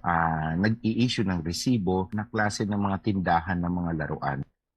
Mula dito sa lungsod ng Baguio, para sa Bombo Network News, Bombo Benjo Guzman, and this is Bombo Radio Philippines, the #1 and most trusted source of news and information. Basta Radio, Bombo! Bago sa iba pang mga provincial report, update muna tayo sa naging pagbisita ni Pangulong Ferdinand Marcos Jr. Diyan po sa may bahagi po ng Western Visayas upang pangunahan itong mass off-taking at promotion ng halos 9,000 mga kaguruan dyan. May exclusive report po dyan ng Bombo Radio Rojas. Binigyang diin ni Pangulong Ferdinand Marcos Jr. na hindi dapat manatiling mabagal ang pag-angat sa ranggo ng mga guro kasabay ng kanyang pagtitiyak na walang guro ang magre-retirong nasa entry-level na posisyon. Ito ang naging sentro ng mensahe ng Pangulo sa isinagawang mass off-taking ng mga newly promoted na guro at school heads sa Villarreal Stadium sa Rojas City, Capiz kaninang umaga. Ayon kay Pangulong Marcos, matagal ng problema ang limitadong oportunidad sa promosyon sa hanay ng mga guro kung saan marami ang nawala ng mga pag-asa dahil sa bigat ng responsibilidad sa paaralan, komunidad at pamilya. Sinabi ng Pangulo na may mga guro na hindi na nakakapag-comply sa mga requirements para sa promotion, habang ang iba naman ay wala nang mapag-aakyat ang posisyon sa kanilang organisasyon dahilan upang isipin nilang magretiro na lamang nang hindi na po promote. Iginiit ni Marcos na hindi niya papayagang hindi masuklian ang sakripisyo ng mga guro, kaya't patuloy niya ang pamahalaan sa pagpapatupad ng mga reforma upang mapabilis ang career progression ng mga ito. Dagdag pa ng Pangulo, isinusulong ng administrasyon ng mas malinaw at sistematikong landas para sa promosyon ng mga guro sa ilalim ng bagong batas upang matiyak na kinikilala ang kanilang kakayahan, karanasan at dedikasyon sa serbisyo. Mas pinalawak ang inyong oportunidad sa pag-angat ng akma sa inyong kakayahan at piniling trabaho. Hindi na kailangan antayin ang tamang pagkakataon dahil ngayon ang sistema na mismo ang magbubukas ng pinto para sa inyo. Just as you have guided your students to grow, this system supports you and your growth as professionals. Mula rito sa himpilan ng Bombo Radio Rojas, para sa Bombo Network News, ito si Bombo Jamilus Deli. And this is Bombo Radio Philippines, the #1 in most trusted source of news and information, Basta Radio. Bombo! Ang Naga City naman handa na sa kauna-unahang International Hot Air Balloon and Music Festival. Kuha tayo ng mga reports sa pag-uulat ng Bombo Radio Naga. Handang-handa na ang lungsod ng Naga para sa kauna-unahang Isarog International Hot Air Balloon and Music Festival na gaganapin mula Mayo 1 hanggang Mayo 3 sa Metro Naga Sports Complex. Sa panayam ng Bombo Radio Naga kay Ronald Bong Rodriguez, founding chairperson ng Siklab Lingkod Bicol o SLB, inaasahang dadagsang libo-libong bisita mula sa iba't ibang lugar upang makiisa sa makulay na selebrasyon. Sa kasalukuyan, libo-libong ticket na ang naibenta na nasa 300 pesos para sa mga adulto at 200 pesos para sa mga menor de edad. Tampok sa event ang pagpapalipad ng 12 higanteng hot air balloons kasamang 6 na mini balloons, pagamat hindi pa papayagan ang pagsakay ng publiko at para lamang sa viewing ang aktibidad. Posibleng magbukas ito sa mga bisita sa mga susunod na taon. Ang pagpapalipad ay gaganapin mula alas 5 hanggang alas 8 ng umaga sa loob ng 3 araw, habang pagsapit ng gabi ay magaganap ang isang ingrading music festival na dadaluhan ng mga kilalang artista at banda. Ayon kay Rodriguez, malaki ang inaasang benepisyo nito sa lokal na ekonomiya, lalo na sa transportasyon, hotel industry, MSMEs at iba pang negosyo sa lungsod. Pinapayuhan naman ang publiko na iwasan ang pagdadala ng sariling sasakyan dahil may shuttle services na ihahanda mula sa mga parking areas tulad ng mga mall, Naga City Hall at Pagcourse Balatas. Mahigpit ding ipagbabawal ang pagdadala ng pagkain, inumin at anumang delikadong bagay, at sa halip may humigit kumulang 100 food concessionaries na mag-aalok ng iba't ibang pagkain sa naturang venue. May 1 to 3, first ever Isarog International Hot Air Balloon and Music Festival gaganapin po sa Metro Naga Sports Complex. Ready na po kami. Ang inaantay na lang natin gaano kadaming taong sisipot. As of now po, libo-libong tickets na ang nabili. Ang expectation namin mas lalaki pa, especially dahil po sa 3 araw na festival na ito, yung day 1 po may mga special na bisita ang ating local government. Kasi po tinulungan natin ng LGU na isabay yung pag-launch po nila ng kanilang bagong tourism branding. Para sa Bombo Network News, mula rito sa Bombo Radio Naga, si Bombo Justin Ramos nag-uulat. This is Bombo Radio Philippines, the #1 and most trusted source of news and information. Basta Radio. Bombo! Bombo Entertainment News. Bombo Entertainment News. Ang Filipino dance group na Nomads wagi sa Body Rock Asia 2026 at nakatakdang lumaban sa United States. May chika dyan ang Star FM Manila. Proud at masayang ibinahagi ng Filipino dance group na Nomads ang kanilang tagumpay matapos magwagi sa katatapos lang na Body Rock Asia 2026. Hindi man naging madali ang pinagdaanan ng bawat miyembro ng grupo, hindi ito naging hadlang upang ipagpatuloy ang kanilang nasimulan at mag-compete sa mas marami pang international competitions. Matapos makamit ang ikalawang pwesto sa Body Rock Asia 2026, sa halos mahigit 20 kalahok ay irerepresenta ng Nomads sa international competition ang Pilipinas sa San Diego, California, USA. Matatandaan rin na nag-qualify ang dance group sa finals ng World of Dance Philippines 2024, daan upang umusad sila patungong Estados Unidos. Nagpasalamat naman ang mga ito sa lahat ng nagpakita ng pagmamahal at support suporta sa kanilang dance journey. Sa mga friends and family po namin, sa community po ng Olonga po, Zambales, tsaka yung mga dance artists nationwide po. Thank you po sa inyong lahat sa pagsuporta since day one. Kayo po yung isa sa mga dahilan kung bakit kami nagpo-push through. Thank you na lang din po kila mama, kaya kila papa kasi kahit gabi na po ako umuwi, pinapayagan po nila. May mensahe naman ng grupo sa mga nagdanais rin na tahakin ng mundo ng pagsasayaw. Sumayaw lang kayo. Continue nyo lang kung ano yung gusto nyong gawin. Hindi mo kailangan i-compare yung sarili mo sa iba, sa mga matagal na sumasayaw, sa mga mabilis yung improvement kasi kanya-kanyang process naman yan. Huwag silang matakot ma-judge. Parang in-stop ko po na isipin ko ano sasabihin ng iba. Tinanggal ko po yung yung hiya, gano'n. Kung ano lang yung gusto nilang muna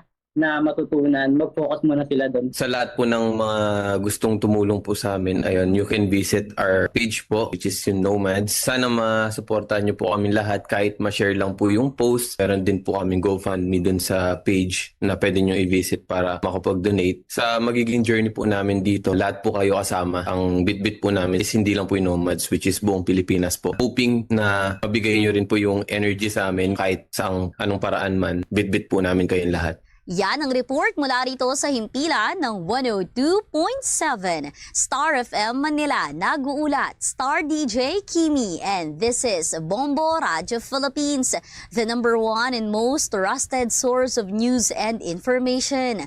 Basta Radyo, Bombo! Tuloy-tuloy lamang po sa pagsubaybay sa ating 32 fully digitalized AM at FM stations gamit po ng ating mga social media pages, mga kabombo. Pagkatapos ng Bombo Network News, pwede po ninyong balikan ang mga programa ng ating mga provincial station na hindi po ninyo napanood, napakinggan o na-monitor sa mga nakalipas na oras at mga araw. Sa Visayas area, sa Matagarian po sa may Iloilo Province at mga katabing lugar, nariyan pong Bombo Radio Iloilo at ang ating news, music and entertainment station, ang Star FM Iloilo. Sa Bacolod or sa Negros area, nariyan po ang Bombo Radio Bacolod at ang ating news, music and entertainment station, ang Star FM Bacolod.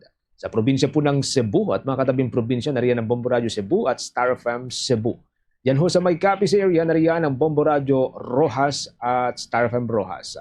Sa Aklan at mga katabing probinsya, nariyan pong Bombo Radio Calibo, habang dyan sa may Leyte area, nariyan pong Bombo Radio Tacloban. Mga kabombo Star Nation, narito sama-sama tayo in union with the prayer vigil for peace. Lord, make us instruments of your peace in a world wounded by conflict, especially in the Middle East, where fear, anger, and uncertainty continue to grow. We turn to God in humble prayer. May He teach us to bring healing where there is pain, love where there is hatred, and forgiveness where there is injury. Where there is division among nations, may dialogue begin. Where there is despair, may hope rise. Where there is darkness, may His light shine. Where there is violence, may courage for peace prevail. We pray for all countries affected by tension and war. May the hearts of leaders be calmed and guided toward justice, compassion, and respect for every human life. May they seek not conflict, but understanding. O Divine Master, teach us not to seek to be understood, but to understand. Not to be consoled, but to console. Not to be loved, but to love. For it is in giving that we receive, in pardoning that we are pardoned, and in letting go of hatred that we are born into true and lasting peace. May your peace descend upon the Middle East and the whole world, upon every suffering family, every frightened child, and every weary heart. We ask this through Christ our Lord. Amen.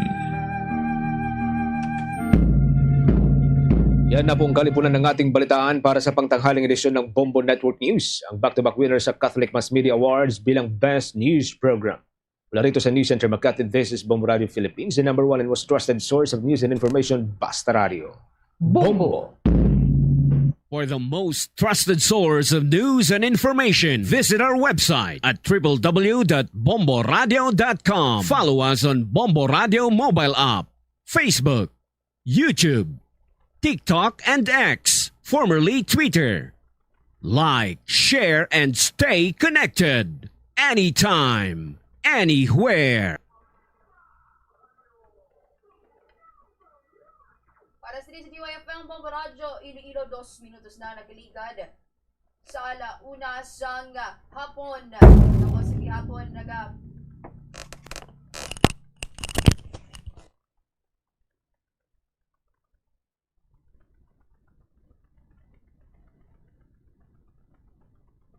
DYFM Bombo Radyo, Iloilo 2 minutos na. Yari ang isa ka praktikal nga paagi agud makakinot sang problema sa susunod, ipabombo. Korupsyon sa gobyerno, ipabombo. Kakulang sang serbisyo sa matalatapan sang gobyerno, ipabombo. Inhustisya kag hindi patas nga pagtrato, ipabombo. Ipabombo.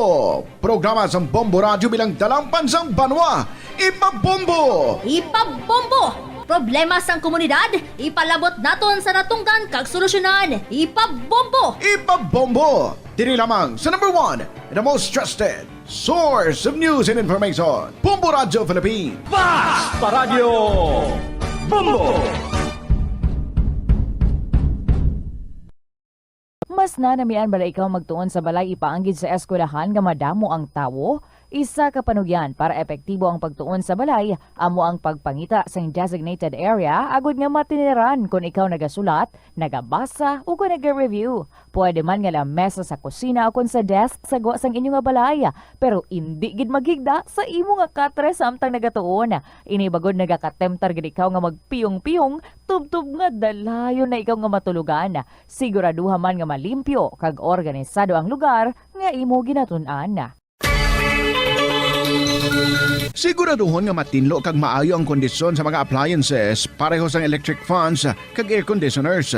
Kung puno sang yabok ang mga ini, mas mabudlay sila mag-function gani mas madamo nga kuryente ang kinahanglan para makahatag sang pareho nga kabugnaw. Halimbawa, ang electric fans tinluan ang mga blades kag grill para mas mabaskog ang hangin.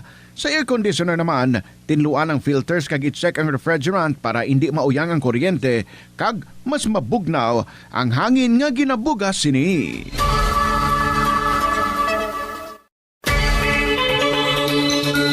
I-off ang suga sa wala ginagamit nga lugar. Patsyon ang suga sa restrooms, pantry, hallway o kon meeting rooms kung wala sang tawo. Mas makinot inis sang sa pabayan lang nga nakabukas ang suga sa bilog nga adlaw. Oras diri sa DYFM Bombo Radyo, Iloilo 5 minutos na nakaligad sa alauna sang hapon. Kamo sa gihapon nagapamati kag nagatutok diri sa Bombohanay sa Udto. Standby sa aton diri nga connection man sa Bombo Radyo Rojas bungod nga naton nga malabot kadungan diri sa pagbisita ni President Bongbong Marcos o kon President Ferdinand Marcos Jr. kag First Lady Luisa Raneta Marcos agud man diri nga mag-witness kag pangunahan ining oath taking sa nga bag-o nga promoted nga mga teachers and school heads sa lindri sa Western Visayas sa idalom ini sang expanded career progression o kon ining ECP program. Naka-standby sa piyang kalinya direktamente no sa Rojas City. Agud man magdulong diri sa aton sa latest nga update si Bombo Rodney Dalano. Bombo Rodney? Sa Bombo Polin, si Bombo Rodney, pregway ni Bombo Polin. Yes, Bombo Rodney. Yeah, sa Bombo Polin ang ginapasigurado ni President Ferdinand Bongbong Marcos Jr. nga wala sang mga public school teacher nga mag-retired sa Teacher 1 Bombo Polin. Ini ang kasulod man sa formal nga nagsumpa ang kapinan 9,000 ka mga manunodlo sa Western Visayas sa buong adlaw diri sa Villarreal Stadium sa Roas City. Ini ang ginapangunahan ni President Ferdinand Marcos Jr. kaupo da sandaya Deputy Secretary Sani Angara kag First Lady Araneta Marcos sa nasambit man nga Binyo Bombo Polina. Ginatagan na sa nangin speech ng presidente, ginatagan sinisang ang pagtamod nga hindi dapat magpabilin nga mahinay ang mga promosyon sa mga manunodlo kadungan man sa pagpasalig nga wala sang educator nga magaretiro sa entry level nga posisyon na Bombo Polina. Ini man ang naging sentro sa mensahe sa presidente sa mass outtaking sa mga bago lang promoted yung mga teachers kaga school heads diri mana sa syudad sang Roa sa Bombo Polina. Suno man sa presidente mandugay na nga nangina problema ang limitadong oportunidad sa promosyon sa mga manunudlo kung sabihin madamo ang nagakadula sa nagakadulaan sa paglaom bangod man sa kabugat sang ilang mga responsibilidad sa eskwelahan, komunidad kag sa ilaman nga mga pamilya. Ginapayag mandugang sa presidente nga may mga manunudlo nga hindi makakomply sa mga requirements para sa promosyon samtang ang iba naman wala sa promotion na position sa ilang organization na Bombo Polina. Kabangdanan nga nagahuna-una sila nga magretiro na lang nga wala sila nga ma-promote Bombo Polina. Ginapanimdugan man sang presidente nga hindi niya pagtugutan nga hindi mabalikan ang sakripisyo sang mga manunudlo rason nga padayon nga ginapatuman sa gobyerno ang mga reforma agud mapadasig ang ila karera progression na Bombo Polina. Dugang man sang presidente nga ginaduso sa administrasyon nga mas matag daga sistematiko nga lagyan para sa promosyon sa mga manunudlo sa idalo masang bago nga kasuguan agud nga masiguro nga ang ilang ikasarang eksperyensya kaga dedikasyon sa serbisyo Bombo Polina. Kaga sa nangina aktibidad man ng Bombo Polina nakit man sa mga dinapit nga bisita mo ang pinaka mga mayor diri sa probinsya sang Capiz nga mosandaya Dao Capiz Mayor Jimbo Barolia kaga panitan na Capiz Mayor nga si Kieta de Kenya kaga bumupulin nga ramana si Mayor Ipe sang ibisa na Capiz kaga dumalag Capiz Mayor Coco Castro bumupulin kag lakip man ang mayor sang Panay Capiz nga si Sane Besa bumupulin kaga sa weather naman na bumupulin kay nasa nga medyo naka-experience ang pila naton sa mga manunudlo sa nga pagtupas sa nga malipis nga ulan pang makalipas lang ang mga pila ka oras sa Bombo Polina ang nangina maayo man ang tiyempo diri man sa area kung sa na giniwat ang mass outtaking para sa mga newly promoted teacher Bombo Polina. Kaga Bombo Polina ang may pila man ta kaya di ka mga nangina interview nga mga teacher kung sa na ginapanawagan nila ang dugang nga mga classroom sa tagsa ka mga bulutuan sa bugos nga Pilipinas sa kadungan man sa ginpatigayon nga mga aktibidad Bombo Polina sa Villarreal Stadium, Roa City. Daga sa nangin nga kabahin sa isa ka teacher sa ni nga tawgon ta lang sa ngalan nga Miss Maria Baby ako na Baby Gina Balacova, promoted teacher for nga manunudlo sa Banati Elementary School Punta Vedra Capiz. Iya ginapayag Bombo Polina nga kulang gid ang mga hulot klasya para sa mga estudyante. Sunod sa iya nga tungod man sa mga bagyo nga nagakatabo kada tuig sa Pilipinas, ang sektor sang edukasyon nagakaptuan man. Sa diin nga nagkalaguba ang mga classroom Bombo Polina. Tugang pa sa iya nga payag nabudlaya para sa mga estudyante kag manunudlo nga magapatigayon sang mga klase kun wala sa nga bastante kada komportable nga lugar Bombo Polina. Nagalaw man ang natungdan nga masagana sang itilupangod ang ilang panawagan na Bombo Polina para sa ikahayo sang kalidad sang edukasyon sa pungsod Bombo Polina. Kaga isa man sa nangin interview ato no nga nakambong diri nga isa man sa promoted teacher nga nagkalao Bombo Polina ang pila man ka mga manunudlo diri sa Western Visayas sang 15,000 across the board ang monthly salary Bombo Polina. Yes, Bombo Polina. Aside from this, Bombo Ronnie, may iban pagidring aktibidad or maging kadoan padring activity nga gipangunahan si President Bongbong Marcos? Yes, Bombo Polina ginapangunahan man sini ang pagpanagtagas sang bugas sa mga 500 sa mga beneficiaryo subong manadlaw diri sa Barangay Milibili sa siyudad man sang Roas. Kopod man sini si First Lady Lisa Aranita Marcos, kaga Roas City Mayor Ronnie Daribas, kagiban pa nga mga opisyalis sa siyudad nga may yaras ang kabugusan nga mga 300 ka mga mangunguma, kaga 200 ka mga individual gikan sa mga low sector Bombo Polina, kaangay sa mga senior citizens, solo parents, kag mga personal nga may na persons with disability ang nakabato na sa 10 kilograms nga sako sa bugas bilang kabahin man sang local government support fund Bombo Polin. Ang local government support fund ang nagahatagan sang bulig pinansyal sa mga local government units para sa seguridad sa pagkaon, lakip na nga pagpanagtaga sa mga bugas sa aton man mga kubos man nga mga pumuluyo Bombo Polin. Daga siyempre Bombo Polin ini man ang ginapangunahan sang aton nga presidente nga sa Ferdinand Bongbong Marcos sa Bombo Polin.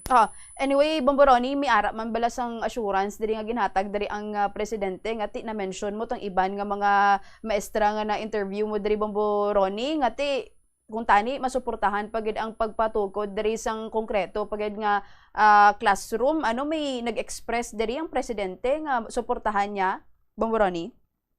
Sa Bombo Polin, base sa pila natin ka mga interview Bombo Polin na nagatagman na sang assurance ng presidente nga gani sa bago lang ginatakop nila nga promotion ng mouse outtaking nga ginpatigayon man diri sa siyudad sang Roa. Sa ginapasigurado sang presidente Bombo Polin nga wala sang teacher nga mag-resign bilang teacher 1 Bombo Polin. Kaga ang ginapangitaan man sa pamagi sa presidente nga mataga ng ilang igpilopangod ang pila ka mga panawagan sa mga teacher diri man sa Western Visayas kaangay na lamang ang kakulangan bala sang classroom Bombo Polin kaya panawagan man sang pila ka mga teachers diri sa Western Visayas sang dugang sweldo Bombo Polin. Sige, maraming salamat Bombo Ronnie. Sa Bombo Polin gikan diri sa Bombo Radio Roa sa diri si Bombo Ronnie Pregua Jr. This is Bombo Radio Philippines, the number one and most trusted source of news and information. Basta Radio Bombo.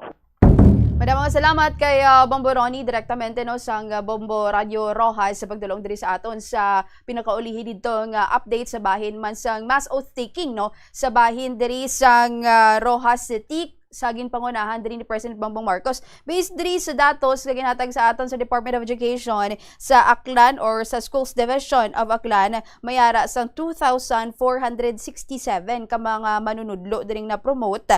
Sa bahin naman sa probinsya sang Antique, Schools Division of Antique, mayara sang 154 diri sa bahin sa Antique, while sa Capiz mayara sang 2,191 baw damo man diri no. Guimaras may ara sang 444, diri sa probinsya sang Iloilo may ara sang 2005, sa syudad diri sang Iloilo may ara sang 618, sa Pasig City may ara sang 264, kag sa Rojas City may ara sang 423, in total of 8,566.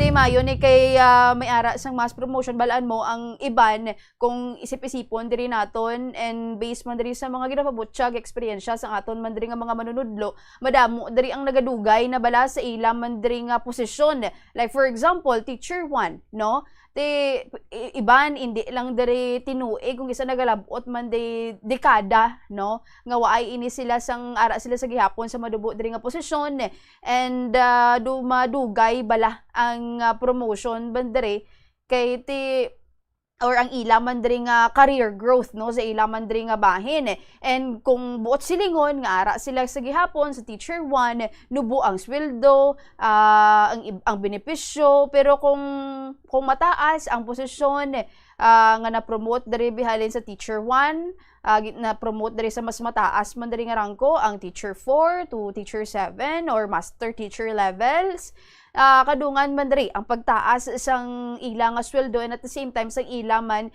nga allowances sila mabuligan diri ila nga plangabuyan ila nga pamilya ila nga financial stress kay hindi naton lipod diri no hindi manigar nga madamo diri ang naga-loan bala nga mga maestra diri naton lubog diri sa utang kung isip-isipon mo wala kita gani subong diri nagapungko wala sang tanan man nga professional kung wala man sang aton diri nga mga manunudlo no ang pagkilala diri at the same time man sa mga madugay na nga nagaserbisyo kay lakip man diri no sa paghatag man diri sang or pag oath taking diri sang kapin no 8,000 ka mga or 9,000 ka mga maestro kag maestra nga na-promote is gin-recognize diri ang madugay na nga nagatudlo ti makapasangkad or makapataas man isang ila man diri nga maboost diri ila nga motivation, no, ila nga moral. And kung tan-awon naton hindi laman ang implication sa ila man diri nga kaugalingon, but at the same time sa ila man di sa aton nga education system man diri sa aton nga pungsod. Kay ti tan-awon naton nga isa diri ka dako man nga problema sa education diri ang paghalin, no, nagasaylo ini o kung mas early abi ang retirement sa isa man diri ka manunudlo bangod man sa frustration, no, kag at the same time sa stagnant nga career nga kung isa okay naman kung magsiling ka nga may mga sakripisyo kabala, no, sa aton diri nga mga manunudlo. But at the same time, kinanglan Manila kung okay lang man kung ara kuno ang frustration sa ubra, no, sa aton diri nga mga nududlo, pero kung masiling bala nga well compensated sila kag hindi sila sa stagnant sa ila man diri nga career. So sa ining ECP, no, sa idalom diri sa ECP mabuhinan diri, no, ang ini nga man nga mga problema kag ma-enhance man diri ang aton nga education system. And kung masiling naton nga well motivated, kung motivated diri ang aton nga mga manunudlo, well supported ini sila nga magtudlo man diri, ti mga consistent ang mga performances, no, ti mayo pagitani ko may ara sang pag-enhance diri sa mga classrooms. Kay amo tong na-interview kagina, no, sa Bombo Radio Rojas nga kakulangan sang classroom, and may ari we believe nga sa pili diri sa bahin sa Western Visayas may ara sa gihapon sining mga makeshift classrooms ni bala nga out of plywood lang ini, out of galvanized iron sheet, no, nga nga temporary mga nipahat, no, mga mamuni ba lang nga ginagamit nila ti hindi kung example kung tig-ululan magkadto diri ining mga estudyante ti mabasa, mabudlay.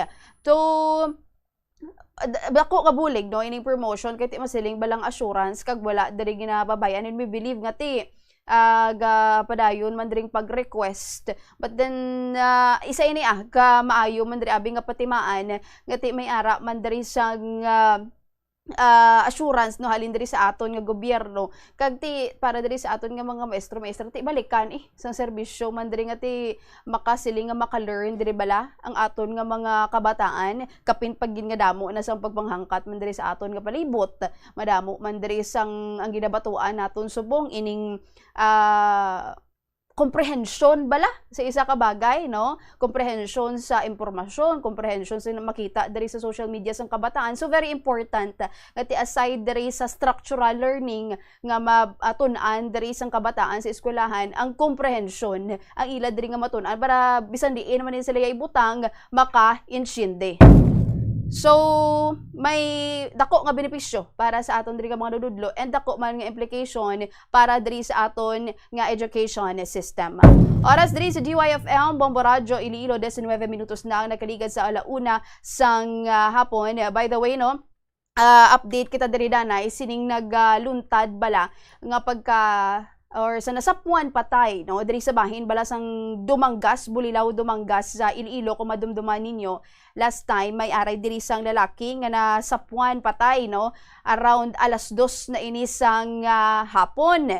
Karon kay ulihi ini siya nga nakitaan or mga around 4 AM halin ini siya sa Barangay Lagubang, Dumangas, Barangay Lagubang, Barotac Nuevo, halin sa ila temporaryo nga ginatiniran sang iya man diri nga asawa, sa iya diri nga pamilya, and nagsakay diri sang iya nga tricycle, nagpadulong ini siya sa Bulilaw, Dumangas.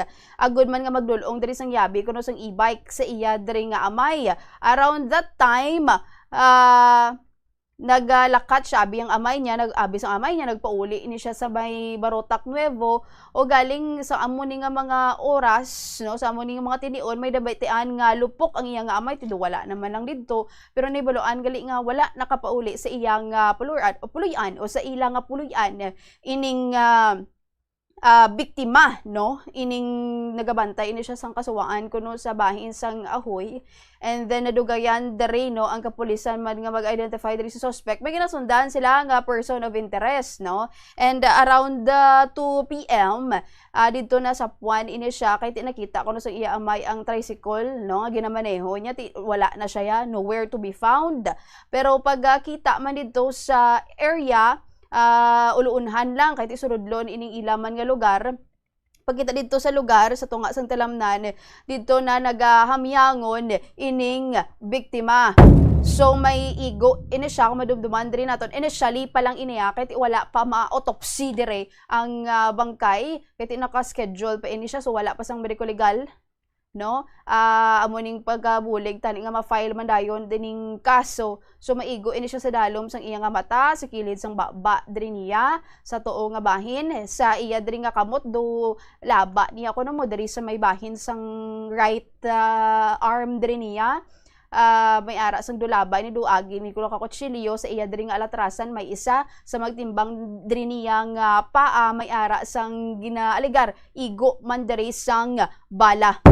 So may ara diri sa bahin sang paa diri niya, I mean may wala diri kuno naglusot, no, ang bala. But then sa Subo, with the latest investigations ang Dumangas Municipal Police Station, may ara na ini sila sang suspect. Ang suspect ang meaning person of interest nga ginasundan diri nila nga taga Bulilao, Dumangas man mismo, no. May-ari ni sila kuno sang daan man nga hiligot anon, and so far, no, ginahulat na lang ang pila diri ka dokumento nga iapid man agud nga mapatigayon diri nga pasaka ang kaso nga murder. O galing kay sa Subong, nowhere to be found, hindi diri malocate pa ini ginasundan nga suspect. Kaangot dira ipabati naton sa diligid lamang madugay ang aton diri nang interview, no, kay Police Senior Master Sergeant Efren Gonzaga, no, siya ining investigator on case sang Dumangas Municipal Police Station. And ang pamilya ti wala naman sila may ginatudlo man diri nga iban, no, nga suspect. Bangod nga ti siya lang man ini kunong nakaaway, and based diri sa record, no, kuno sang kapulisan diri, ugaling wala na maglabot sa ila diri nga talatapman on barangay level bala ko, no, medamo isang kontra ining suspect nga ti ining biktima do wala man siya kuno sang kung ano man diri nga record sa barangay. So amo ni Subong ang ginatun-an, and at the same time ginahulat nga mapa-autopsy, no, dugay-dugayan kay la kuno sang available man diri, no, nga personnel halin man diri sa crime lab. So ginahulat man diri sa bahin, no, sang pila pa diri ka mga concerned offices. Ipabati naton ang aton nga interview kay Police Senior Master Sergeant Efren Gonzaga Jr. Yes ma'am, no. So far, may araw na kita ng witness. Pag nakuhaan naman natin sila sa mga affidavit nila. At the same time, ginahulat pa natin ma'am ang schedule kung saan i-autopsy sa NBI, kay nag-request kita sa NBI para for autopsy examination ma'am. With regards di sir sa aton nga suspect sir, ano ini siya amo ining ginatudlo naton nga person of interest last time? Yes ma'am, positive ma'am siya gid ma'am, according sa ating witness ma'am. So far ma'am ay alias talang buro ma'am, alias Darwin lang ano ma'am. Kaedad resident man sa muna siya mga lugar, ka legal age married na siya ma'am. So far according sa palibot na wala man na siya kuno obra subong ma'am. Kamusta ang background niya sir so far pag-check ninyo sa barangay, and at the same time sa inyo sir, kung na-double check nyo nga kung may ara yun man siya record rabi sa inyo? So far ma'am, no, wala pa na siya record, pero according sa mga palibot sa barangay, damo man siya na kontra, pero ang iba na wala na nila ginapa-record sa barangay. Like wala na nila na report. Like mga ano sir nga gamo nga involved siya? Like amo na mami, regarding man sa do ka ano bala sa iya ma'am sang batasan niya, kating mga relatives ni sang aton nga victim ni do may mga kontra man siya. At by the way sir, paano ini siya naton nga napatod naton nga siya gid ining suspect, may nagtindog lang nga witness sir or other circumstantial evidences? May witness gid man nga nanindog, no, pag according sa witness nakita yung gid ni ma'am, apang pagkakita yato do nanago ni siya ni ma'am kay bangod sa kahadlok, apang sang amo to nga time sang ugto, bali nag-desider ni siya sa pamilya, nagkadto pag nagpanugid man ma'am. Amo to gingkadtoan naton pag kuhaan na pilibit ma'am. So nakita niya actual sir ang pagtiro? Ang isa lang dito pagtiro ma'am, pagtiro, pero ang ulihin na to nga lupok nga kwan, wala na siya kay nanago siya dason kay nahadlokan na siya. Ako din sa iya. Okay, so isa ka witness sir? Yes ma'am, yes ma'am. Kagdugangan pagit natin mga circumstantial ma'am, magluwas sa eyewitness natin ma'am. So far sir may ala na? Yes ma'am. Okay. So, with regards to this, sir, kasi na-identify ni natin may suspect na kita, sir, ready na di for filing of case, ang family, sir, desidido man sila sa gihapon? Yes ma'am, desidido na sila mag-file sa kaso ma'am. Ginaulat na lang natin ang mga attachment ma'am, ang mga like death certificate, results ng autopsy ma'am. Okay. In case, sir, ano nga case, gani ipasaka, deribatok sa suspect, sir? Pasakaan natin siya sa ma'am sang murder na kaso ma'am. Nabatian diri si Police Year Master Sergeant Efren Gonzaga Jr.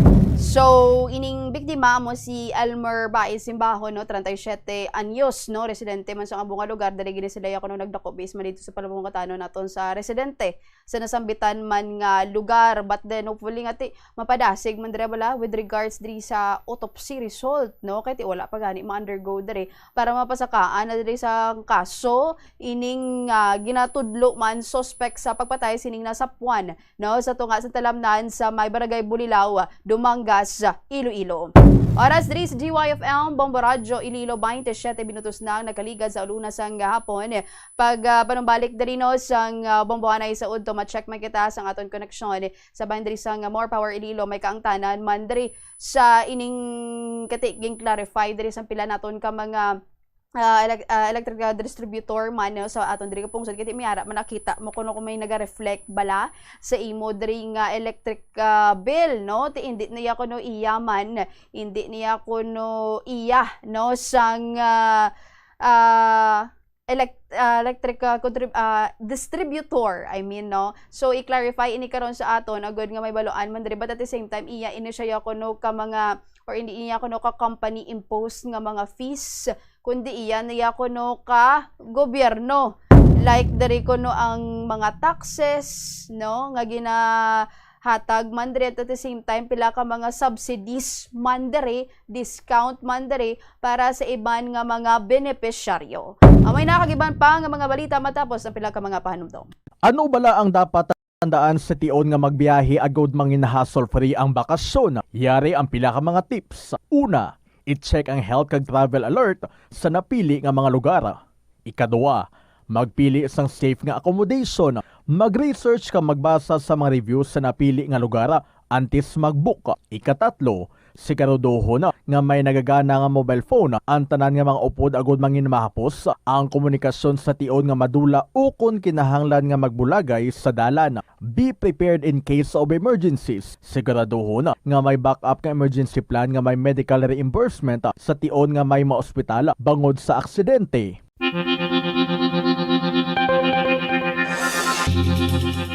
Sini nga panahon sang tag-ilinit, delikado ang sunog ilabi na sa sulod sang panimalay. Gani safety first ka bombo, ilabi na kung ikaw ang nagaluto sa kusina.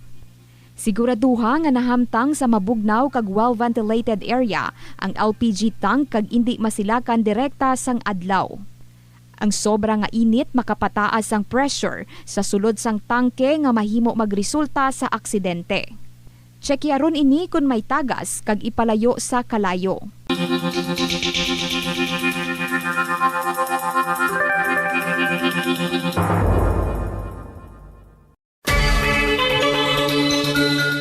Magamit sang electronic power strips o kon extension sang linya sang kuryente agud ma-expand ang mga outlet sa imo balayo opisina. Ang electronic power strips nga ginatawag man surge protector plus wala de Iloilo. Billboard of activities for April 26 to May 2, 2026. Ang Mayo 1 amo ang first Friday of the month. Ang 3 sa 12 ka mga promesa ni Jesus nga ginhambal pinaagi kay Sister Margaret Mary Alacoc para sa tanan nga mga devotees sang Sacred Heart of Jesus. I will establish peace in their homes. I will bestow abundant blessings upon all their undertakings. I promise you, in the excessive mercy of my heart, ngang akon all-powerful love ang igahatag sa tanan nga magabaton sang Holy Communion sa first Fridays sa siyam ka consecutive months. Ang grasya sang final perseverance. They shall not die in my disgrace, nor without receiving the sacraments. Ang akon divine heart among ilamangin safe refuge in this last moment. In line with this, ginaagdang tanan nga mag-attend sang First Friday Mass to honor the Sacred Heart of Jesus sa El Puente or the Bridge sa Mayo 1, 2026. Magasugod alas 5:30 sa hapon. Rock songs kag madamo pang iban ang nagahulat sa inyo sa 2 ka oras kag 30 minutos nga musical blitz kaupo ng Binhi Band sa concert at the Plaza, kicking off alas 6 ng gabi sa Mayo 2, Sabado. Sa tion sa musical show, napulo ka mga matahom nga Plazwala di Iloilo Mags kag madamo pa nga iban ang igaparafol sa masuki sa Plazwala di Iloilo. Sa Mayo 3, Domingo, ginaagdang tanan nga mangin kabahin sa Eucharistic celebration nga pagahiwaton sa El Puente or the Bridge sa among adlaw alas 11 sang aga. Sa tion sang Holy Mass, pangayoon naton sa Ginoo nga hatagan niya kita sang kabakod nga malampuwasan ang internal kag external problems sang aton pungsod. Plazwala de Iloilo, we remain to be one with you in the common hope for a better community and a progressive country in 2026. Kung mahimo pa lang, i-upgrade ang ginagamit mo nga bumbilya sa LED lights. Nagadamo na sa karon ang mga panimalay nga nagagamit sang LED lights sa bangod magluwas nga matahom ini tulukon. Kag mas barato, mas makinot man ini sa konsumo sang kuryente. The Farmers Bazaar, your traditional public market with the touch of Plazuela Dos, ang isa ka lugar nga gintukod sa tion kag sa kasagsagan sang COVID-19 pandemic nga may tinutuyo nga maghatag sa imo sang safe marketing experience. Subong nga ang COVID-19 hindi na gid man dako nga pamahog kag nagapakadto na kita sa next normal. Rest assured nga ang Farmers Bazaar will further evolve agud nga magpadayon sa paghatag sa inyo sing satisfying marketing experience. The Farmers Bazaar. Sa lower level, tara na pahamtang ang fish, poultry kag meat section para naman sa inyo mga kinahanglanon nga prutas, utang kag iban pa, magbisita sa upper level, pinaagi sa paggamit sa hagdanan o kon sa pagkadto direkta sa parking lot. The Farmers Bazaar, your traditional public market with the touch of Plazuela Dos. Ang kasubo kag depresyon ang hindi pareho nga balatyagon. Ang depresyon ang hindi gulpiyada lang nga nagakatabo sa isa ka tawo. Masami man nga ginakabig sa mga tawo nga depressed ini bangod sa kasubo nga nagakabatyagana. Ang kasubo, temporaryo lang nga nagakabatyagan sang tawo kag masami nagadugay sang pilalang kaadlaw. Samtang, makabig naman nga nag-experience ikaw sang depresyon kung masobre na sa 3 ka bulan nga nagabatyag ikaw sang kasubo. Importante nga mahibaluan ang mga naga-trigger sa nga mga balatyagon, agud nga mahibaluan kung paano ini nga bulngon. Paano ipabilin nga matinlo ang ginakaon nga mga prutas kag utan? Dapat nga regular ang paghugas ng kamot nga may habon sa sulod sang 20 segundos bag-o kag pagkatapos mag-uyat sang anuman nga butang. Hugasan sa maayo mga prutas kag utan gamit ang tubig bago ini kaunon o kun isimpon sa ginaluto nga pagkaon. Likawan nga maggamit sang habon o kun bleach o kun anuman nga kemikal sa paghugas sa mga ini. Lutoon sa maayo ang mga utan agud mapatay ang mga mikrobyo nga nagatapik diri. Kung ikaw may ubo o kun sipon, mas maayo nga itugyan na lang sa iban nga miyembro sang pamilya ang paghanda sang pagkaon agud malikawan ang cross-contamination. Kabombo, yari ang pwede mo himuon agud makakinot kita sa paggamit sang enerhiya. Aras 3 sa GYFM, Mamoradyo Ililo, 35 minutos na nagaligas sa ulo na sang hapon. Kamo sa gihapon nagapamati kag nagatanaw sa bombohanay sa uto. Standby kay Miss Angel Tan, no? Bangod nga luyag man diri klaruhon ining mga claims bala nga naga-circulate sa bahin diri sa social media nga makita mo ng mga additional charges bala sa inyo madara nga electricity bills kung diri man sa bahin syudad sa Iloilo. Bangod nga ti ini kuno ya is government mandated, no? Kag hindi ni siya company imposed nga mga balayran. So aside from this, no, ti may ara sang mga naglain-lain mandaan nga taxes and at the same time subsidies diri nga gina-offer man ng gobyerno sa mga low income earners naton. But to clarify this, naka-standby man sa piyang linya si si Miss Angel Tan sang More Power. Miss Angel, maayong hapon, welcome diri sa Bombohanay sa Udo. Kaupod mo si Bombo Pauline.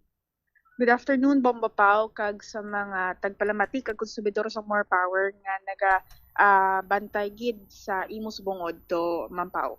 Sige. Miss Angel, luyag man diri i-clarify kay may mga iban man diri nga mga concerns with regards diri sa ining mga additional charges, no? Diri sa bahin sang More Power, Miss Angel, ano ina siya, and to clarify man diri sa mga nga hindi ina siya company imposed man nga mga balaydan, Miss Angel.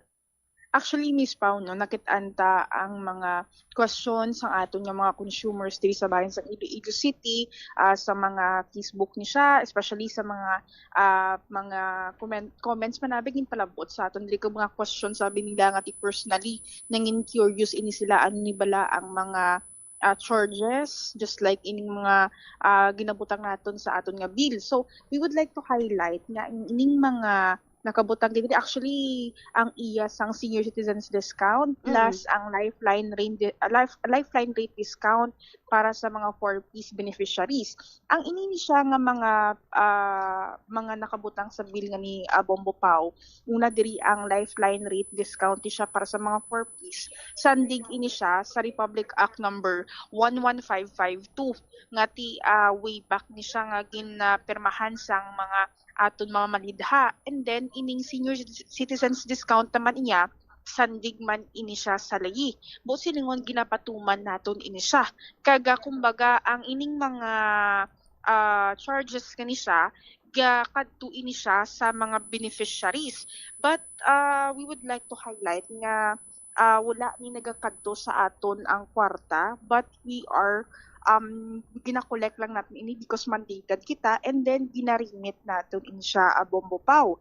And then ang ining sandig diri sa lifeline rate naton nga just like last month kid lamang, no, mi updated diri nga pagpatuman ni siya ang lifeline rate discount, which is ang mga 4-piece beneficiaries nga naga-consume sang 0 to 50 kilowatt per hour 100% discount. Busil ngon wala sila sang baydan, and then 51 to 70 kilowatt per hour sa isa ka bulan 35% ang discount nila. Ang 71 to 100 kilowatt per hour 20% discount. Kumbaga may bracketing ni siya Bombo Pau. So we would like to highlight nga example day isa ka 4-piece beneficiary, no, pagka next month abi naglapaw ikaw sa per kilowatt hour nga sa bracketing, hindi ikaw malakip sa lifeline rate nga subsidy sini. We would like to have do mas klaro kumbaga Bombo Pau nga example, no. If ikaw isa ka kumbaga konsumidor sa More Power, ang ginakuha dira nga based sa layi diri ang uniform nga pagpatuman sang lifeline rate subsidy sini, ang ginakuha nga rate sini per kilowatt hour is 0.01 centavos per kilowatt hour ni siya Bombo Pau. Buot silingon, kung nagagasto ikaw sang 200 per kilowatt hour sa isa ka bulan, 2 ka pesos or 2 pesos ang kumaga ang imo nga mangin imo nga contribution para sa simingong programa sang gobyerno. Yes, per user niya siya Bombo Pau. So kung we would like to highlight nga kung hindi ni siya capable or kumbaga wala nagasunod sa limitations niya ang isa ka 4-piece beneficiary, hindi man ni siya makabaton sang lifeline rate subsidy.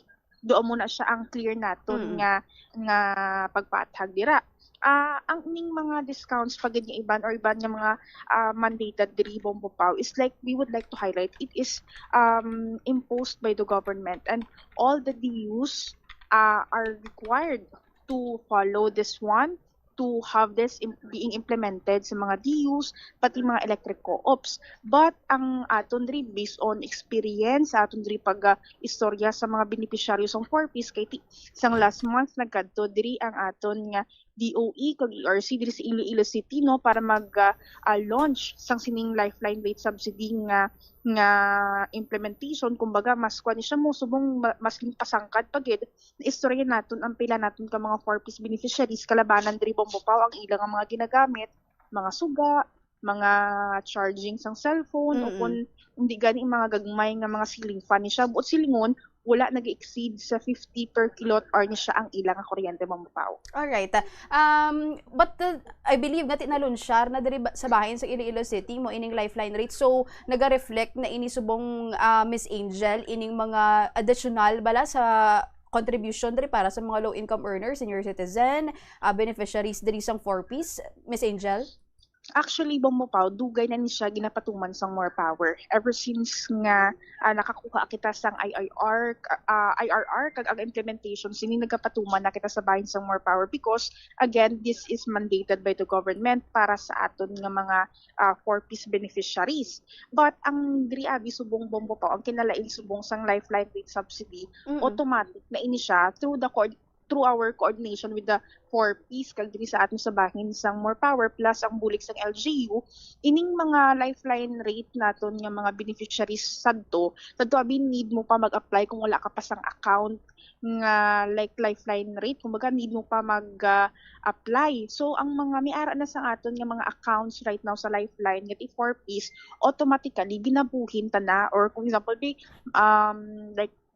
like below 50 kilowatt per hour, kung around 50 per kilowatt hour lang gid exactly ang ilang bill, so automatically na ang pag-compute naton sa ilang bills nga abi ma-implement ng ining subsidy. Pag kung wala ka pa sa account right now nga ti naka-apply sa lifeline rate, dapat sa gihapon magkadto ka di sa bahin sang more power sa opisina and then mag-apply ikaw, o kung kumiara ka makita nga membro sang more power nga ti ang mga naga-field ni bala Bombopaw, pwede gid ini magpalapit ini sila ang atong mga consumers kag mag-istorya ano ang pwede mahimo para sa ilang lifeline rate subsidy, because this one is kumbaga extended nga program sang government para sa aton nga mga 4Ps beneficiary Bombopaw. Now, diri Miss Angel, si ining additional charges bala nga naga-appear, mostly naga-range in siya, for example, hindi ako ya beneficiaries get bisang-bisan ano man diri no coming from the government, mga pilani ang madalagan abi, Miss Angel? Amo to kagina gin-mention ko Bombopaw, no? Yes. Example, binagagamit ikaw like around 200 per kilowatt hours isa ka bulan. Ang nakabutang diri sa layi, ang sukton sa per consumer is 0.01 centavo. Okay. Kung 200 kilowatt per hour niya siya, i-multiply mo sa 0.01, nagagwa lang sang 1 peso, 2 pesos ni siya Bombopaw. So, buot silingon, per consumer ni siya, amo ni ang ginasukot abi, or like additional na siya nga, kumbaga mandated by the government. But, ang isa dito sa gusto tayo ipatag Bombopaw, no? Because nag-root ini siya sa mga kita naton, mga naghahambal ang atong mga consumers kung nagsaka gid ang ilang bill for this month or like last month ano Bombopaw ko i-compare abi, no? So we would like to highlight, of course we want to be transparent, no, nga these 2 consecutive months halin sang March ug April naton nga power rate advisory, miyara gid man sang pagsaka sang aton nga presyo sang kuryente because man abi sang sining natabo abi nga crisis sa Middle East, no. But of course ining mga transparency level man abi amo na gina-explicar naton right now nga ti ining mga charges right nga ini is like something nga gina-pa-impose ng government, and then us diri sa bahin sang Liu, amo ning aton nga ginapatuman na Bombo Pao. Bala mo, even if these fees are transparent, hindi man na siya easily maintindihan kahit ikapin pagid nga ang frustration subong bala sa taas Yes. at ay basi amo na ning epekto sa Middle East crisis. But then Miss Angel, no, para na lang diri sa aton mga viewers and listeners sa aton diri sa bugos nga pungsod kag kung kutob man diri malabutan no sang aton diri nga waragwagan ang aton diri no nga question or next question man diri naton Miss Angel, isabton lang naton in Tagalog or English, Miss Angel. So, kamusta yung implementation, Miss Angel, ngayon ng More Power with regards to this circulating on social media na itong additional fees is not imposed no ng company or ng More Power, Miss Angel? Actually, Bombo Pao, this implementation of the lifeline rate subsidy plus yung other discounts are part of the mandate of the government, and with this one we assure the public that More Power is being transparent with this pass-through expenses. At the same time, yung distribution charge natin hindi nagbabago ever since More Power. Kumbaga yung dito sa atin sa More Power, we are very transparent in informing the public because this one yung pumupunta talaga to sa mga consumers natin, yung mga subsidies. And then with this one, if ever na parang may mga questions yung ating mga consumers, very open yung More Power to answer, like from our 24/7 helpline, plus us personally, ako mismo, Bombo Pao, I am very willing to answer yung mga questions ng ating mga consumers. And of course, this one is part of the implementation of More Power para makatulong din sa ating mga consumers na part ng ganitong program ng government, Bombo Pao.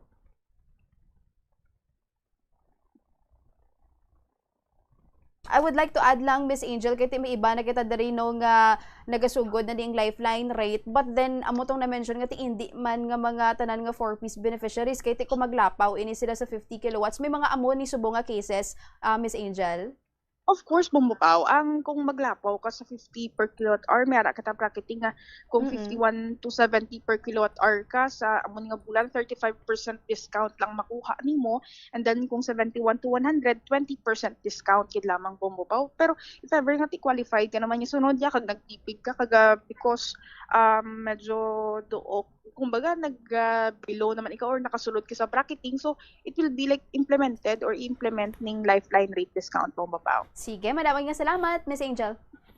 Thank you, gid Bombo Pao, no, kag saliwat i-mention ta nga bukas ang 24/7 helpline sa More Power agud yun magsabat sa mga palamangkutan sang ating mga consumers. At the same time, ako personally, Bombo Pao, can explain, can help sang ating mga consumers nga ti masabat ang ilang mga palamangkutanon agud nga ti maintindihan kag mahangpan ang ining pagsulundan man. Madamo gid salamat, Bombo Pao, kag mayong hapon. But Andre, si Miss Angel Tan sa More Power Iloilo, balaan mo gid ang iban, they might consider this as ining mga burden bala nga mga policies man, and at the same time basi maghambal dring mga middle income earners nga ti na shoulder na daan ang full cost sang electricity along with additional pass-through charges. Pero hindi man sa gihapon diri makabenepisyo no kaparehos diri sang lifeline rate no under diri sa Republic Act number 1152 no nga dumduman diri naton gilonsyar sa bahin sa probinsya kag syudad man diri sang Iloilo. So however, kung ining system is designated man diri or designed man diri to support ining low income sectors, mag-distribute diri sang cost no across diri sa mga konsumidor, pero kung tani amo ni bala ginatagan na bala sang opportunities bala nga hindi na bala masiling at ihungit lang, but at the same time tingwaan man naton, we believe nga amo ni gani subong makita bala naton ngo may nakita kita mo nga isa ka video nga ginpamangkot siya kay may do beneficiaryo ini siya sang 4-piece no pantuwid pamilyang program nga kung igo na bala kuno ang 8,000 pesos no sa isa ka bulan, hindi gani kuno ka igo dire kuno sa isa ka semana. May naghambal ding mga middle income earners nga wow sana all no kati ginawa man gani ka tipid-tipid kapin pagid subong nga mahal na balaton nga mga baraklon, ang iban may pamilyado pati ang butang tang 8,000 pesos, no? Kung tanawon diri naton is budlay siya pangitaon no? Hindi ka na kapulot sa 8,000 ka pesos diri sa maglakat-lakat ka man diri halin man ya bisan magalin ka pa diri sa ungka padulong diri sa city proper hindi ti mo kakita 8,000 ka pesos. Nagapati man kita nga ti madamo man ya sang abide diri sa mga 4-piece beneficiaries naton gati madamo sang napatapos diri nga mga kabataan nila nagtadlong man diri ang alagyan and at the same time subong hindi na 4-piece beneficiary kay nagsangkad na ang ila man diri nga pangabuhi. Tiyan mo ni tani ang main purpose, no? Ngati kung mabuligan na ipahatag naman sa iban, hindi nga iban himuon na lang diya nga pala nga buhian. We understand, no? Ngati mabudlag man ang kabuhi. Pero ngati once kung nagabulig na buruligay lang. No, shared effort kag hindi man pag-abusohon instead nga ibutang mo to sa ilimnon, ibutang mo to sa sugal, ibutang mo to sa waipulos, kundi ipa-eskwela, kaya mo ning purpose, ipa-eskwela sa mga kabataan, kaya long term ini siya nga epekto. No, diri sa bayan sa aton nga mga electricity bills, no, diri sa bayan sa syudad sa Iloilo, or sa diin man nga parte diri sa pungsod, hindi niya kuno iya ka mga company, kundi iya ka government. Pangyamid naman ang iba. Na oras diri sa DYFM Bombo Radio Iloilo, 51 minutos na nakaligad sa alauna sa hapon antes kita diri no proceed sa aton man diri nga report with Bombo Kriel Melieza. May ara kita danay isang good news bangod may winner kita.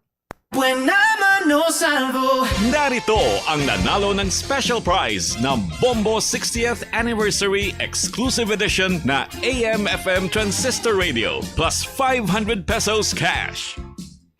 Yari na ang aton nga winner no sa limited edition nga AM/FM Transistor Radio plus 500 pesos nga cash ang aton nga second winner, special winner ini siya no kag para diri sa aton nga week 7 nakita ha sang Buena Mano Salvo promo 2026 ang taga Balabago, Haro, Iloilo City. Specifically, dira sa bahin sang Zone 2B. Ang aton nga winner, by the way, no, gintampungan ini sang aton nga FDA representative, Nika Pearl Zumil. Ang aton nga second winner, amo ang 66 years old, nagamit sang Iyaka URC, Universal Rubina, nga mga product man rin like ang Mangwan and Chippy. Ang aton nga winner 66 years old taga Zone B Balabago Haro Iloilo City amo si Celedonia Gorieza. Celedonia Gorieza, magpadulong ka diri sa Bombo Radio no, dala man diri imo nga valid ID sa ka diri kag kuhaon no ang imo diri nga limited edition nga radyo kag plus 500 pesos nga cash. So, sa aton diri nga mga winner, no, or sa aton diri nga mga tagpasakop, may tuyo pa diri nga maghulog man diri sang inyo pa nga mga entries. Hingagaw kamo, lapit na lang gid ang aton nga grand draw, basi kamo pa yung magdaog diri sang 1 million pesos. Aside from that, may ginpanghatag pag kita diri kung gatuto ka, kag dapat tuto kagid halin from sign on to sign off no, may ari pa kita diri sang ginapanghatag nga tag 1,000 pesos nga cash nga prize kag gift pack nga balor 1,000 pesos. Ang gift pack nalakipan ini sang isa ka balde nga orokan, 3 ka pack sang kumeya bihon kag palabok, 1 ka box sang MX3 coffee nga may pulo ka sachet kag 2 ka box sang Rem Zinc vitamins nga may total nga 120 tablets. And atong kaginang gilawag diri naton nga si Ma'am Celedonia Gorieza kag pila naman diri ka mga winners naton ang nagdaog sang 500 pesos nga cash kag atong limited edition nga 60th anniversary Bombo Radio exclusive AM/FM Transistor Radio nga hindi fixed dial. So hingagaw sa aton nga mga kauturan si Ma'am Gorieza, Ma'am Celedonia Gorieza, magkatanda diri sa estasyon sang Bombo Radio. Congratulations sa aton nga winner. Nagka-standby by the way no si Bombo Kriel Melieza. Agod nga magdulong man diri sa aton sa report direktamente sa bahin sang Iloilo City Hall. Bombo Kriel? Bumapuli na nakahanda na dari ang Sangguniang Kabataan, Kaokon Kabataan Federation Iloilo City sa kung ano man ang mangin mando sa national government kasunod diri sa plano nga temporaryo kuno ana i-postpone ang barangay kag Sangguniang Kabataan election sa November 2, 2026 kasi madumduman nga una na pahayag diri ni Yusek Claire Castro nga tibukas ang Malacañang sa posibilidad nga pag-postpone sa nga DSKE agod nga makinot ang gobyerno bangod man sa subungan nagapadayon nga krisis sa pungsod. Sunod diri kay SK Federation President sang Iloilo City, Jelma Implica, wala sila nagapabor o kung nagakontra sa posibilidad nga pag-postpone sa eleksyon kaya magahulat lamang sila sang final nga desisyon. Payag niya ginapasiguro subong sa mga SK officials na tinaubra sang maayo kag matapos ang ila diri nga mga responsibilidad sa nadilim nga mga bulan antes ang eleksyon in kaso din man nga matabuin ni siya. But then pakayag diri ni SK Federation President Implica nga ginasiguro sa mga SK officials subong nga mga SK chairman nga ginahimo nila diri subong ang ilang mga nabilin man nga responsibilidad kay mga pagpatungan man diri sa ilaman nga mga dapat ubrahon sa ila diri nga mga nasakop na responsibility. Yung pakayag man niya nga nakahanda naman ang mga SK officials sa syudad na in kaso bayaan na nila diri ang ilaman nga pwesto kag ipasa ang pagpamuno sa masunod nga mga bag-o nga leader.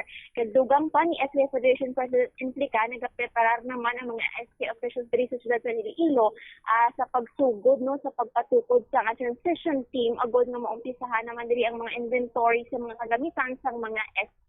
Ini naman ang sunod sa direktiba ni Department of Interior and Local Government DILG 6 Director Juan Jovian Hiniero nga dapat bago matapos ang tuig 2026 dapat nga ma-turn over na sa bago nga opisyalis diri ang mga properties kag kagamitan both sang barangay kag SK. So amo ini ang ginapreparahan subong sang aton nga mga SK Federation diri sa siyudad sang Iloilo in kaso man nga ma-postpone o kung mapadayon ang ining barangay and SK election 2026. So yari pa patiba nato na ning pahayag ni SK Federation President sang Iloilo City, Jelma Implica. Yes, doon sa kadamo naman sa mga news nga gahambal na base may possibility ng postponement ng BSK. Kami nga mga SKs, kami sa SK Federation, we are not for and also not against man sa postponement. Whatever nga i-decide sa aton nga national government, ma-follow lang kami, magapati kami, and I know everyone is also ready. But for now, all SK chairpersons and their councils are very focused on everything that they can do with their remaining months. Kasi syempre, they have a state na yan sa ilang mindset na until November lang sila. Pero whatever the decision of our national government, abide lang kami and we will follow. Pero if, syempre, because of the crisis nga gina-agyan sa subong, if may maging possibility, again, we will just follow kung ano na ang decision sa ating national government. We already discussed with the DILG. Meron na kami sang gina-instruct na naman ng SKs to have their team for the SK inventory team. Kay base this week or the next week, ma-start na ang DILG panaog for their inventory. So, na heads up na sila tanan para makakombine na sila with their SK inventory team. SK Federation President Implica Bombo Polino and muna ang base man diri sa iya ginamonitor man niya kuno tanan diri nga mga SK officials diri sa siyudad sa Iloilo para mas mahimo pagid nila diri ang mga nabilin nila nga responsibilidad sa mga nabilin man nga binulan antes ang election sa November 2, 2026 Bombo. Sige, madam, salamat Bombo Krill. Ini si Bombo Krill Panisalis Miliaza and this is Bombo Radio Philippines, the number one and most trusted source of news information, basta radyo, Bombo. Madamang salamat kay Bombo Krill Miliaza sa gindulong sa nga report. Pero kay ti amo ni bilang hambal nga may ara sang realignment man diri sang budget bala para sa BSKE kay ti amo ni subong na eksperyensyahan naton nga krisis tuga man diri sang tensyon sa Middle East.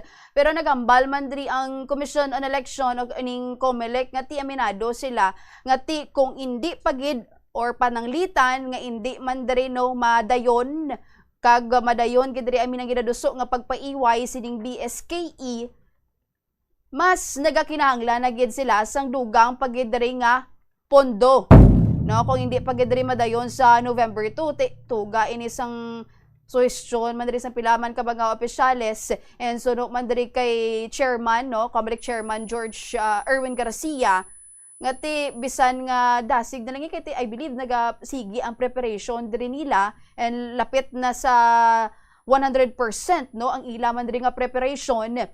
Wala sila mahimo kung amo na ang gusto man diri sa kongreso mapasari ni sila, no, kag pero kay ti kung tanawon diri naton tay amo na magalabot diri sa 3 billion ang ila man diri nga kinanglanon in kaso nga ti ipaiway naman, no, ikaduwa na ni or kung madayon ti ikaduwa na ni nga postponement ining BSKE or ining Barangay Sangguniang Kabataan election, kinanglan nila sang additional 3 billion pesos.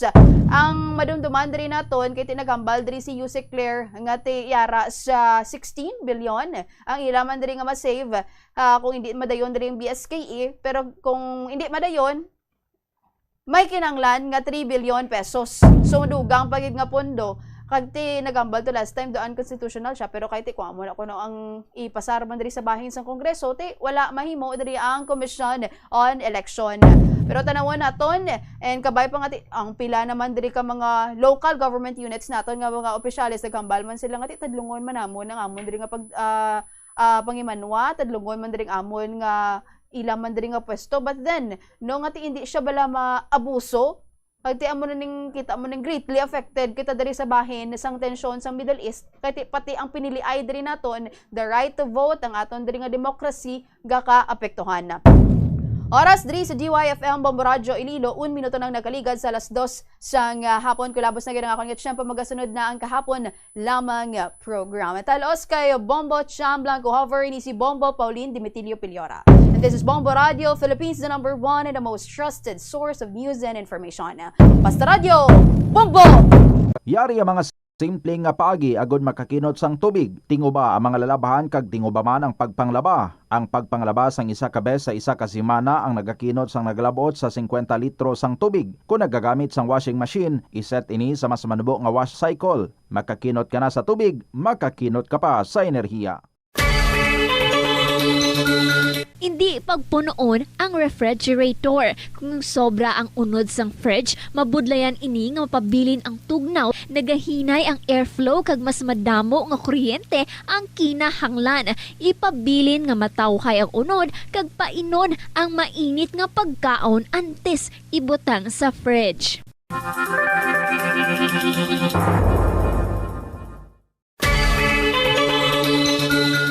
Kung nagaluto ka sa kusina, ipasiguro nga husto ang kadakuon o sukat sang kaldero, kasirola o kalaha sa burner nga ginagamit sa pagluto. Makabulig ini para malikawan ang pag-awas sang kalayo sa kilid kag para mas madasig nga maluto ang pagkaon. Sa sili nga pamaagi, makakinot ka sa konsumo sa gatong kag makapamag-an man ini sa mga galastuson. Panugyan na rin sa eksperto kung kwarta ang paghambalan. Apesar limitado ang imo abilidad nga mag-invest, ang gamay nga contribution sa investment accounts ang makabulig sa imo nga maggamit ang earned money nga maka-generate sang dugang nga income. Ikonsiderar ang pagbukas ng retirement account o kung iban nga investment account. Kabombo, nagpatakod ka man bala sa energy saving device sa imo balay o opisina? Maghalong ka ha? Kay basi na budol ka. Sunod sa Department of Energy, wala pa sang energy saving device nga nakapasar sa energy label. Bot silingon, kung ina nga device wala sang DOE certification, wala ina nagagana. Magluwas nga hindi epektibo, mahimo pa ina makaguba sa imo nga mga appliances o kung makapataas pa gani sang imo balayran sa kuryente. Gani para makakinot sang matuod sang kuryente, gabuton sa saksakan ang appliances nga wala ginagamit. Masami nga tinluan ang aircon filter o kung magamit sang inverter appliances. Tanan kita mayara sang mabulig agud pakibatuan ang climate change. Magamit sang bag nga pwede magamit sang liwat-liwat agud mabuhinan ang plastic bag nga ginahaboy. Bangod ini nagatugas ang greenhouse gases. Ikaduha, hindi masami magamit sang computer. Kung 4 ka oras lamang sa isa ka adlaw ang imo nga paggamit sang computer, makabuhing ka na sang carbon dioxide emission nga 83%. Ikatatlo, kung malapit man lang imo nga kaladtuan, mas maayo nga maglakat o kung magsakay na lang sa bike. Magluwas sa makakinot ka na, mabuhinan pang polusyon nga nagatugas ang climate change. The Farmers Bazaar, your traditional public market with the touch of Plazuela Dos, ang isa ka lugar nga gintukod sa tion kag sa kasagsagan sa COVID-19 pandemic nga may tinutuyo nga maghatag sa imo sang safe marketing experience. Subong nga ang COVID-19 hindi nagidman dako nga pamahog kag nagapakadto na kita sa next normal. Rest assured nga ang Farmers Bazaar will further evolve agud nga magpadayon sa paghatag sa inyo sing satisfying marketing experience. The Farmers Bazaar. Sa lower level, tara na pahamtang ang fish, poultry kag meat section para naman sa inyo mga kinahanglanon nga prutas, utang kag iban pa, magbisita sa upper level, pinaagi sa paggamit sa hagdanan o kon sa pagkadto direkta sa parking lot. The Farmers Bazaar, your traditional public market with the touch of Plazuela Dos. Limitahan ang pag-charge sang devices. Hindi pagpabayaan nga naka-plug ang phone, laptop o kon tablet kung puno na ang battery. Patyon o kung i-unplug gilayon kung tapos na. Makakinot ini bisan gamay lang per device. Ilabi na kung madamo ang empleyado sa opisina.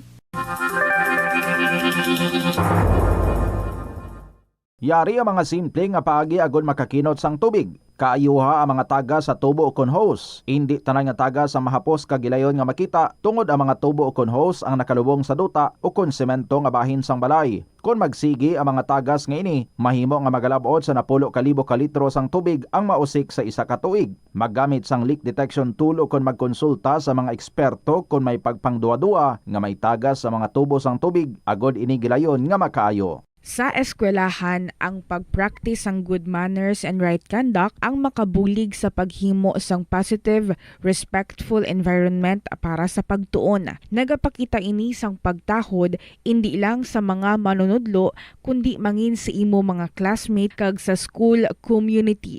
Mag-abot sa eskwelahan on time. Ang pag-abot sang late sa klase kag sa aktibidad ang nagapakita sang kakulang sang respeto sa oras sang iban. Magpamati sa imo maestra o kun maestro samtang nagadiscuss sang lesson kag sundon sang maayo kun may yara sang instructions.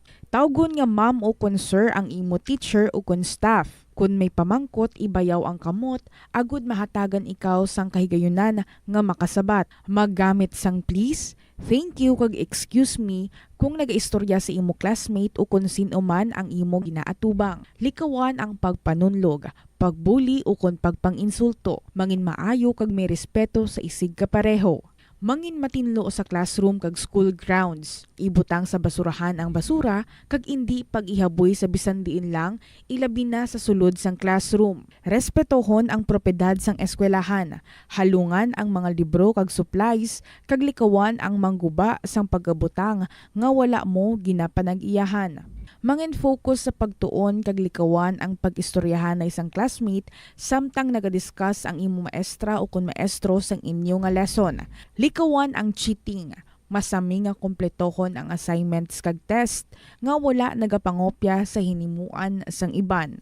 Paborito mo man bala kaunon ang prutas nga saging kabombo? Nakahibalo ka bala nga ang Pilipinas ang ikaduha sa pinakadako nga exporter sang saging sa bilog nga kalibutan. Sandig sa United Nations Food and Agriculture Organization, ang pungsod ang naka-export sang 2.93 million metric tons sang saging sa tuig 2025. Nagapangduha kita sa top exporter nga pungsod Ecuador. Ang saging manggaranon sa mga bitamina kag minerals, kaangay sang vitamin A, C, B6 kag potassium nga kinahanglan sa immune system, energy production kag cell protection. Bangod sa mataas nga potassium content sang saging, epektibo ini sang healthy. Ito ang Bombo Radio Philippines. Fully digitalized. Numero 1 sa balita, komentaryo, drama at serbisyo publiko. Bombo Radio Philippines. Bombo Radio Philippines. Unmatched. Number 1 and most trusted source of news and information. Fast Radio Bombo! Good afternoon sa inyo tanan mga kabombo. Maayo nga hapon sa Lunes. This is Tita Regine. Nagabi-abi na naman sa inyo. Welcome diri sa kahapon lamang program. Kung sa diin, mag-enjoy na naman kita. New set of stories para sa inyo.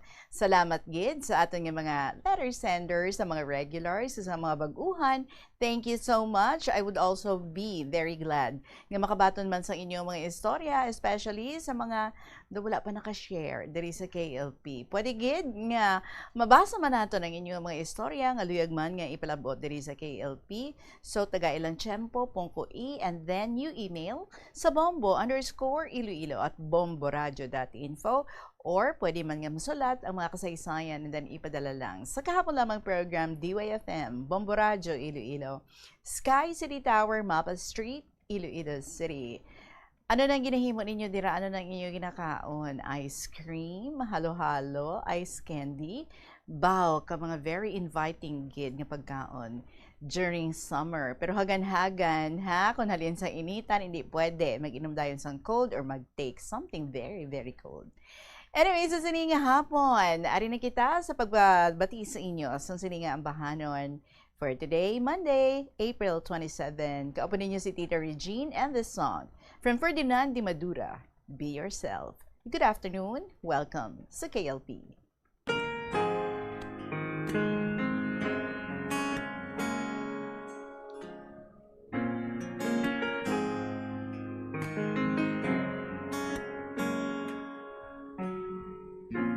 You colored your hair, and I don't know what to say. You wanted it red, but you chose the blue instead, and I can't remember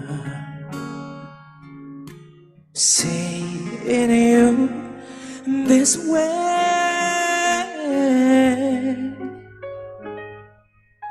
So now I'm telling you, you're beautiful as you. You don't need to impress by being someone else.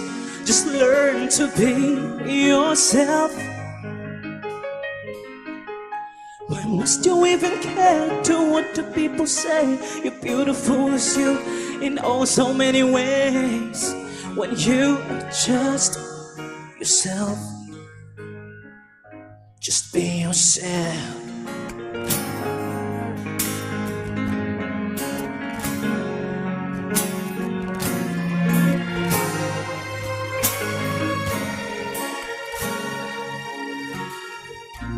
You light up your smoke, thinking that you look so good, and you have your drink, and now you change the way you talk, and I can't remember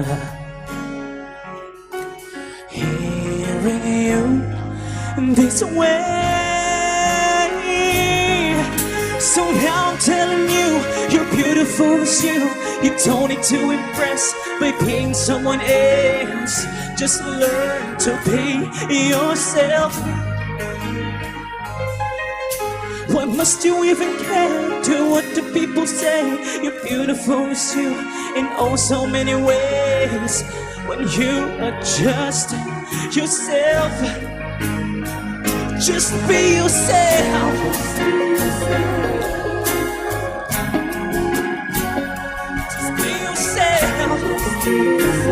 Oh, just be yourself.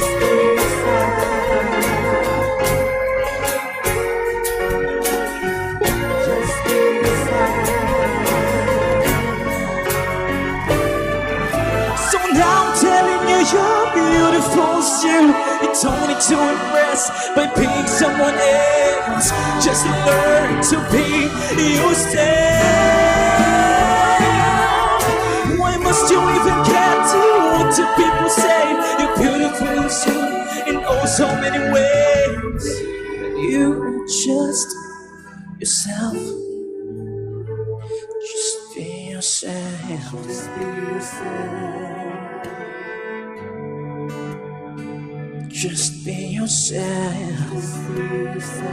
Just be yourself. Just be yourself because you're okay the way you are. 14 minutes after 2 o'clock, and it's time for us to start our enjoyment sa Sininga Hapon. May ihirit na naman si senior citizen. Let's find out anong iistorya niya sa aton sa Sininga Hapon, mga ganap sa iyang life. My ever dearest, Tita Regine.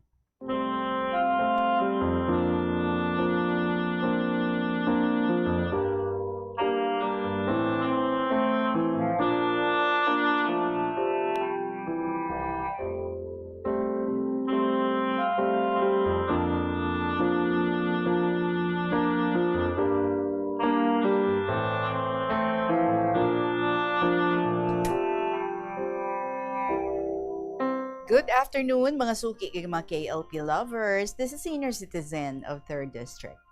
Mayad gawang nga nakapauli ako diri sa balay kay damo gid ako natapos nga obra. Nakabawi ako sa makakulangan kag responsibilities ko sa akong nga mag-iloy. May time na ako magsulat kag mangayos-ayos sa mga inog-fix nga mga guba diri sa balay. Obra ko naga-general cleaning, pangsilhig sa mga dahon nga laya. Puwerte ka damo o Tita Reg. Ano man na expectaron mo sa bata nga lalaki, bugtong pa? Siya nagabantay sa amon nga pwesto kung duty si Nene. Kaya na niya nga magbantay sa mga baligya namon nga mga empty drums, banyera, pugon, basta mga gamit sa sulod balay, ara tanan. Kay nag-enjoy man tana, sagod sa mga manok nga hulo bala Tita Reg, kay ginapauwak kuno ina. I-advise ko sa iya, hindi kagid magpauwak kay ginadakop ina. Diri sa 1st District, may nadakpan gid. Siling niya, "Huod dad, nawili siya katatap sa mga manok, kag maayo gid, way nagalagaw. Mabuot gid nga bata, huod lang permi sa bat niya, pero laban gid ang hindi matuman. Waay gid na nagasabat kung akigan ko." Ang problema ko sa iya, Tita Reg, very poor gid ang religious activities niya. Like ang pagsimba kada Domingo, pag-upod sa akon mag-Holy Rosary. Paano na lang ina, Tita Reg? Catechist pa naman ako. Budlay ko madala sa Sunday Mass, kay tulog pa ina. Paano dulang ang pagkaon sang kalag mo sinalangga? Hambal ko sa iya. Amat-amat lang, Tita Reg, Siling ko sa iya, kung magsakay ka sa barko, dapat hindi kagid magbulag sa pagpangamuyo. Ang sulat ko ngayon nakarelate gid sa sulat ni multiple stroke survivor. Nabatian ko gid ang pagbasa mo sa second letter ko, Tita Reg, about sa kapintas sang akon nga mga parents. Amo manini siguro nga naging mabuot man ang growing up years ko. Pagbasa mo sa sulat ni multiple stroke survivor, nakahatag naman idea sang topic nga akon iga-share. About sang gin-share niya nga nagalibod siya sang ice candy, puto, bayi-bayi, kag ibos. Relate kid ako sina during sa nag-eskwela pa ako college. Mag-school gani ako sina, Tita Reg, ang akon allowance for 1 week. Ang iban, ginakapital ko anay. Bakal sang inogbaligya ako sa klase. Nagabakal ako biscuits, mga mani, chichirya, dulce, juice, mga chocolates, kag iban pa. So, antes ako magsulod sa ako next na klase, nagapanulod-sulod, anay ako sa mga rooms para nga magbugas-bugas, Tita Reg. Duha kami sina ang nagabaligya sang classmate ko man nga working student. Kasadya sa amon, kay kilalang kilala kami sa University Commerce Department. Bisan ga klase, naga-sign language lang na ang akon nga mga classmates. Di daho-daho lang para ipaabot ang items kag ang bayad nila, tita. Mayad gid ang idea namo ni Jackie. So babae ini siya. One time, nagagaray kami ni Jackie, malantaw sang sini, Tita Reg. Baong pelikula pa sa doon kay Leonardo DiCaprio, bala, porti kalawig. Bisan sa sulod kami kasinihan, may nagitawag sa amon ngalan.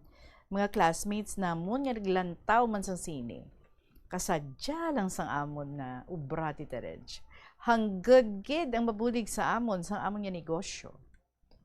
Ang next kong i-share about sa gin-experience or gin-share nga alkansiya ni multiple stroke survivor.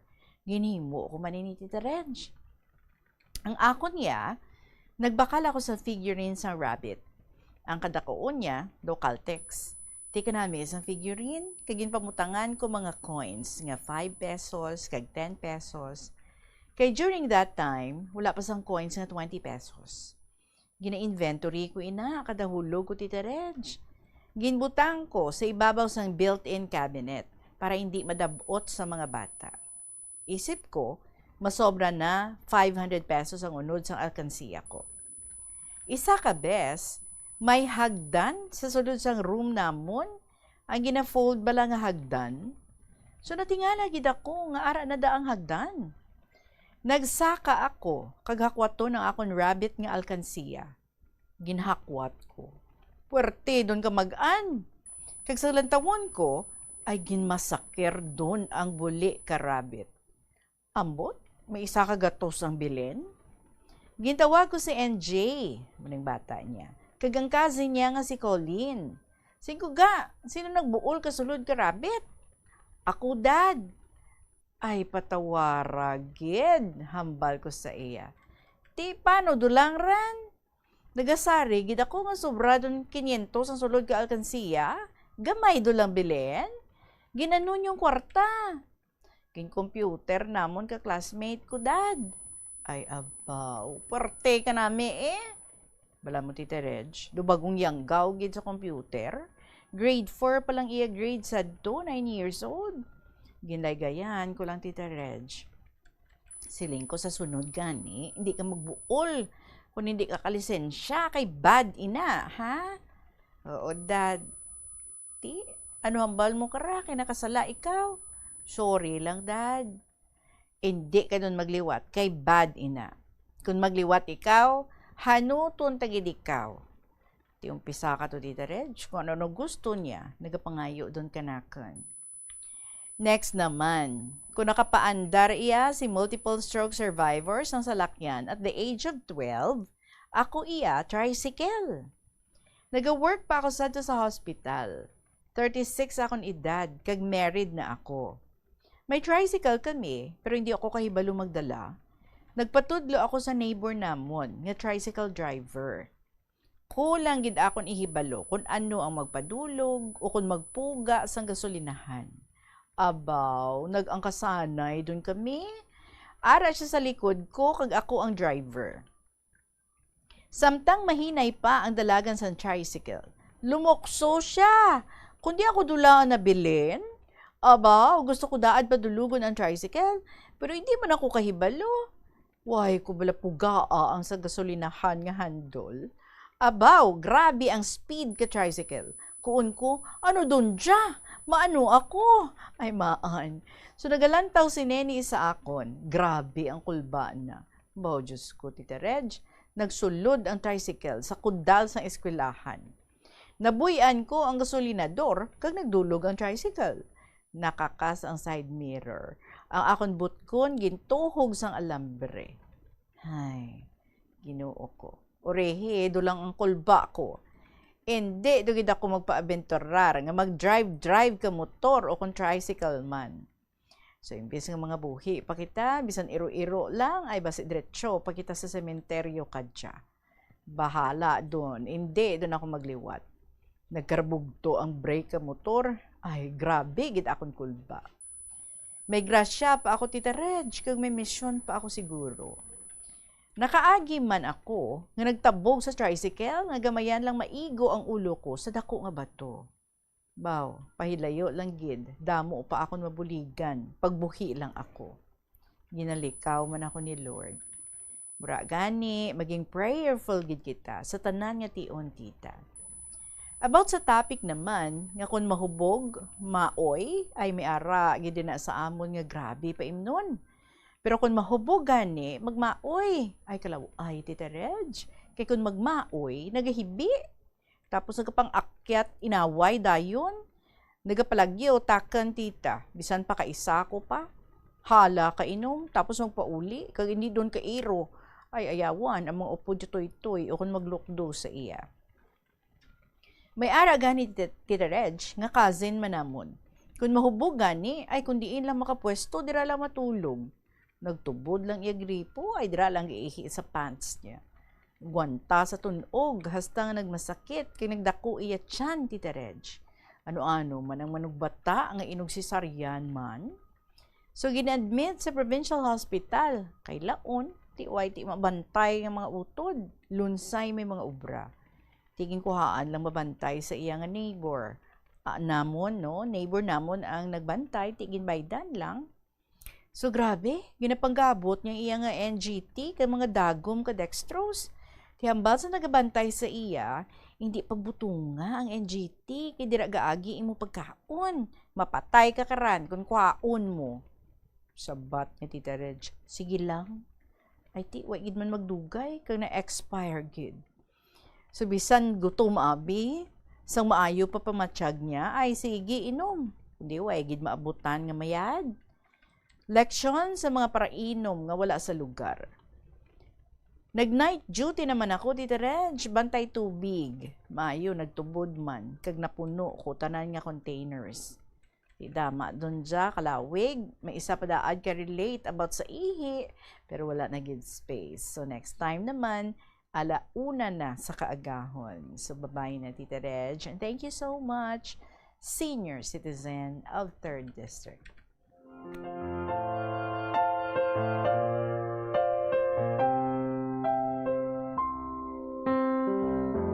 Wala no, mabatian mong istorya sang isa and you would also come to think ang mga anagyan mo man sang una kay kadamo, no, you find out kadamo gandli sa mga relatable happenings sa nabatian mo, ang mga gin-share diri kag sa mga nagkalatabo man sa imo nga kabuhi. And that is good, no? Kon nagapamati and then naga-appreciate sa mga istorya kay ti hindi lang, no, nga makarelate kita sometimes, but most of the time, damo gid sa mga mabilin sa aton, nga maleksyon man sa kabuhi, or mga tips nga pwede gid naton, nga ma-apply man sa aton nga sitwasyon. So, just keep on sending your stories diri sa KLP. I am happy nga sa imo nga pagpulaw, kay nag-night duty ikaw, ti daw nami man ang result, kay nakasulat ka na, at the same time, nagtubod ang tubig. Kag nabuta mo gid ang tanan nga mga containers. Salamat gid sa imo, senior citizen sa 3rd District. 2:27 ang aton nga oras. Magpabalik ang KLP kapag si Tita Regine pagkatapos lang sa pila ka mga importante nga mga pahibalo. Yari ang isa ka praktikal nga paagi agud makakinot sang tubig. Mag-practice ang mulching. Ang mulching, amo inaabala nga tabunan mo ang duta sa palibot sang tanom gamit ang mga laya nga dahon, agud nga sa tion nga bunyagan mo, hindi madasig ang pag-evaporate sang tubig, mas ma-absorb sang ugat ang tubig, kag mas ma-improve ang plant health. Daw kaangay man nga ginahatagan mo ang imo tanom sang habol bilang proteksyon. Ini nga pahanumdom ginadulong sa inyo sang Flow Water Resources Incorporated, watering the seeds of progress. Nagasala ka bala sa imo nga tulunan kag daw hindi ka makahibalo kung ano ang imo nga unahon? Kung magtuon ikaw, siguraduhang anay nga nakakaon ikaw sang maayo, agud nga maka-function ang imo nga utok. Kung gusto mo ang snacks, siguraduhan man nga na-preparar na ini antes pa man ang imo study time. Balik kita diri sa KLP and buhi naman kita sa mga santambak nga mga sulat. Niningne sa Lambunaw. Dear Tita Regine.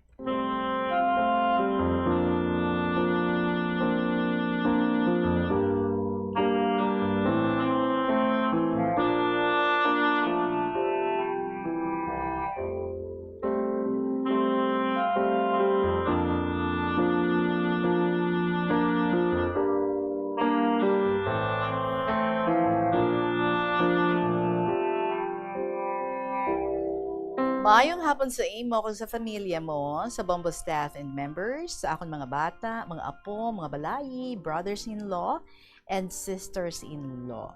Mga hinablos, ilabinigid kay Jean nga akong imaw dyan sa balay, sa mga classmates ko sa kahanginan, basta, sa tanan-tanan lang. To hindi, nadaad ako magsulat kaysa akong penmanship kag ballpen, nahuya ako magsulat kay ginapabudlayan ko lang ikaw, tita. Pay ang heart ko kag isip Nagasugo sa akon, nga hindi ako maguntat sulat, kay nagadugang nagidlang ang stress ko kung hindi ako magsulat. So sa tuod lang tita, palagpat lang diyang sulat ko, ilang, do sa linya man ka papel ako gasulat. Matyagan ko tita, do nagdugang dulom ka mata ko sa mga inadlaw lang adya. Expire na ay glasses ko. Ang life kag sitwasyon tulad kag sang una, tama gid kalain. Amon sa una, talagsa lang kami katilaw karne. Insa healthy man kami. Sa mga year 1965, makabakal si nanay kato ka isda para pamalhan ay hasta dunday mag-Miyerkules. Hindi magpanos kay waay ginatandong. Kung Domingo, makasabaw lang kami ka isda hasta magabi. Laktan mga dahon-dahon, kay kada Domingo man lang tiyenda kato. Way ako kamaan kung sa patag-adlaw kung may baligya sa tiyenda. Dawaay bala mo. So, lihi naman lang nga kada adlaw may tiyenda Pay kun oras tagtaranom, durutan na mga darapli kato, nga bulan mo. May igi nga daw shell bala, bisan ano ilakot mo, okay lang. Kung kisa, bisan sa bawan lang with tanglad kag ginamos. May mga taroy o pantat nga nagasunod sa tubig kung magbaha. Sa bruso. Paitulad, why, doon ikaw nga makita sa talamnan. Nabuslan ka kuhol, hindi mo nami kanon. African hito, payuyo na sa gudon mo gid. Mga manok namon tana kato, kaduro. Ginabuyan lang, titulad ay esus. Ginabubudan da tanda, kag dakpon, ginabaligya, kag ginakaon gid Pero, pangabuhi daw manok man, isang kahig, isang tuka man. Sang una, way it makawat. Ay tulad, grabe pa nakasaka dya.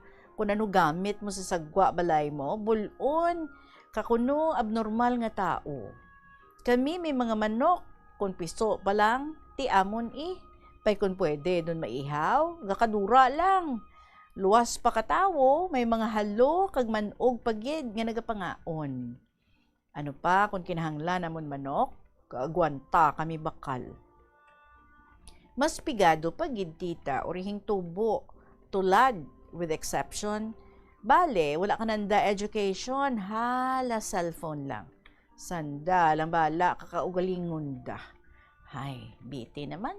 So till here lang anay, God bless us all. Till then and bye-bye. Love lots, ningni. Kag may sugpon pa. Tita Reg, sa masiling ko na, galain buot ko kung waay gid ako may nasulat sa mga inadlaw. Aba, tita. So, papacheck up ko. Siguro may bulong nga allergic ako. Baw, nagparangatul ako. Gasala naman kami kung sino o diin kami mapacheck up. Labot pa ang akon mata, gareklamo ako nga mapaantipara ako. Bisan pang reading lang. Kay dugay na nga gusto ka doktor iperahan, pa hindi, iya ako. So, ang plano, para mapakonsulta lang, kag mapaantipara lang, para makakita man ako. Ang budlay pagid, bisan magbasa sa cellphone, hindi ako kakita. Ay, ambod. Sa sitwasyon ko nga dyan, mabudlay, gid mag-travel. Sa Sabado, September 6, bunyag sang akon apo sa Ligayada, pero sa akon isip, hindi ako mag-agto. Bisan kapila, gid magsulit-sulit akon bata, nga maagto daad. Nahadlok ako nga magsunggod, galing budlay na. Mambal naman day nga, gabalikid ako kay Tita Regine. Uy, patiti mo tita, sanda man ga-provide ka mga papel ko, ballpens, envelope. Fiesta daad sa September 10, diyak namon, ba't sa Banwagid? Si student mom daad. So, gid ko ga-absent simba kay sa Nicolas de Tolentino. Kay balaan mo tita, may simbahan, tamon dyan sa kaningwan, kag dyan lang tamon gasimba, hay marapit, pay tulad, sa DYFM la ako gasimba kung Domingo. Pay entrance hymn pa lang, gahibi ako, nasubuan ako, kay way ako kaagto sa simbahan.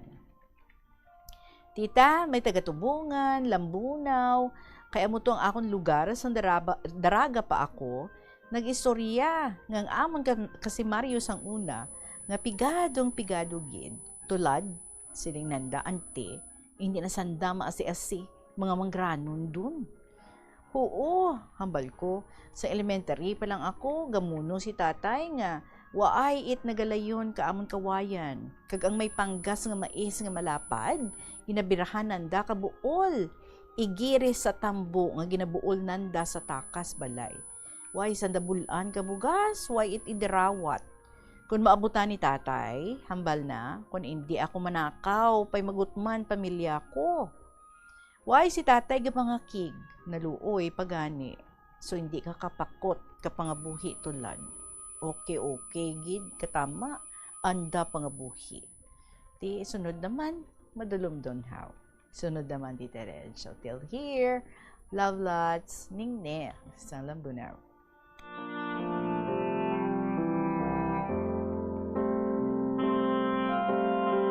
And so, ini nga mga istorya, September, paglay last year, nga mga nagkalahanabo. But sige lang, amat-amat gani, maubos gid na. Pero paano ta masambot, no? Kahit isig-sige ba ng sulat tinining ni. Salamat gid ning ni. So kabay ang gina problema mo by this time, ang antipara mo, kabay nga na isla na ina. Tapos, ang imo nga ginabatsyag pagid sa imo nga paa, kabay nga naga-better ina, no? Kaga, ang mga pagpanghagad sa imo nga mga anak, di ka ba'y makachempo ka na gid because feeling okay ka na. Kaya makalagaw-lagaw naman ka maliwat.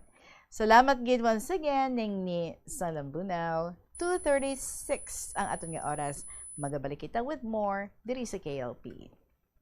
Plus Wala de Iloilo. Billboard of Activities for April 26 to May 2, 2026. Ang Mayo 1 amo ang first Friday of the month. Ang 3 sa 12 ka mga promesa ni Jesus nga ginhambal pinaagi kay Sister Margaret Mary Alacoc para sa tanan nga mga devotees sang Sacred Heart of Jesus.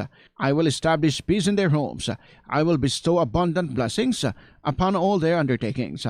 I promise you, in the excessive mercy of my heart, ngang akon all-powerful love ang igahatag sa tanan nga magabaton sang Holy Communion sa first Fridays sa siyam ka consecutive months. Ang grasa sang final perseverance. They shall not die in my disgrace, nor without receiving the sacraments. Ang akon divine heart among ilamangin safe refuge in this last moment. In line with this, ginaagdang tanan nga mag-attend sang First Friday Mass to honor the Sacred Heart of Jesus sa El Puente or the Bridge sa Mayo 1, 2026. Magasugod alas 5:30 sa hapon. Rock songs kag madamo pang iban ang nagahulat sa inyo sa 2 ka oras kag 30 minutos nga musical blitz kaupo ng Binhi Band sa concert at Plaza kicking off alas 6 ng gabi sa Mayo 2, Sabado. Sa tiyon sa musical show, napulo ka mga matahom nga Plazwala de Iloilo Mags kag madamo pa nga iban ang igaparafol sa masuki sa Plazwala de Iloilo. Sa Mayo 3, Domingo, ginaagdang tanan nga mangin kabahin sa Eucharistic celebration nga pagahiwaton sa El Puente or the Bridge sa among adlaw alas 11 sang aga. Sa tion sang Holy Mass, pangayoon naton sa Ginoo nga hatagan niya kita sang kabakod nga malampuwasan ang internal kag external problems sang aton pungsod. Plazwala de Iloilo, we remain to be one with you in the common hope for a better community and a progressive country in 2026. Sa eskwelahan nga madamo ang tawo, isa ka panugyan para epektibo ang pagtuon sa balay, amo ang pagpangita sa designated area agud nga matiniran kung ikaw nagasulat, nagabasa o kung nag-review. Pwede man nga lamesa sa kusina o kung sa desk sa sang inyong nga balay. 38 minutes after 2 o'clock, balik kita diri sa pagbasa sa mga kasaysayan. May-ari naman si Deo sang putotan, i-share sa aton sa sininga hapon. My dearest Inday Regine.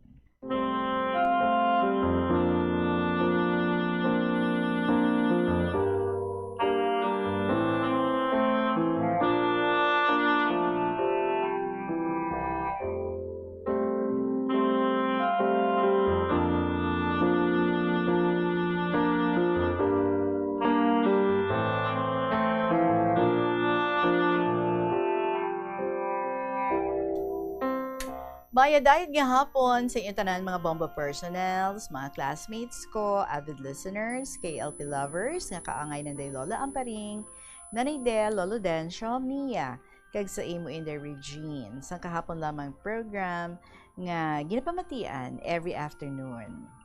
Inday, luyag ko lang i-share ang masubo nga hitabo sa amon pamilya. January 24, 2026. Napatay amon pakaisa nga babayi, tagon talang kay Mercy. Nag-estar sa Kalinog, Kagindubong, February 7, 2026. March 21, 2026. Sang aga, nakabaton takon katawag halin sa pakaisa ko nga napatay duman ang libayon ni Mercy nga lalaki. Uy. Ahay, halos duha lang kabulan ang pagitan magkasunod sanda nga napatay, updanay lang sa isa ka balay.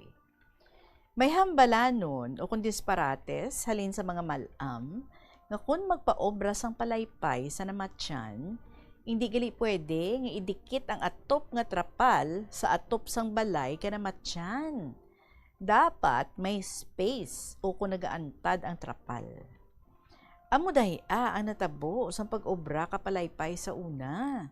So, gindikit nanda ang trapal sa atop, tibawal gali day Dayon, kundi nakapwesto ang lungon sang una nga patay, kinahanglan ibahin duman ang pwesto sang lungon kalibayon, hindi pagsuliton. Adlaw sang lubong, pagwa kapatay sa balay, ginpasakay sa autopunibre.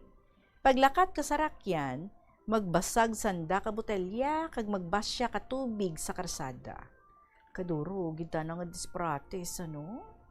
Depende man sa imo, wala man sang madura, kung pati ikaw o kung hindi. May ara ako hinablos, nagbata, isa ka baby girl, healthy, wala man sakit, ahay, napatay, nakibotid kami. After 4 years, nagbusong tana, kag nagbata sing isa ka baby boy, buhi man, kag healthy, pero, napatay man ang baby. Siguro, hindi para sa iya ang mga babies. Kaging kuha sa ila, sang maaga ang mga babies. So, naka-istorya ang inablos ko nga babae, nanay sa napatay nga baby.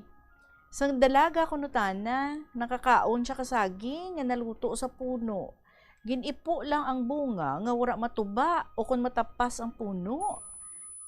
Amuday ang hambalanon sa mga malam.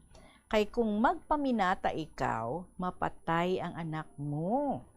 Ay ilang, kaduro, tana nga disparates. Paitulad nga mga pamatanon, ay wara, dun sanda nagapati.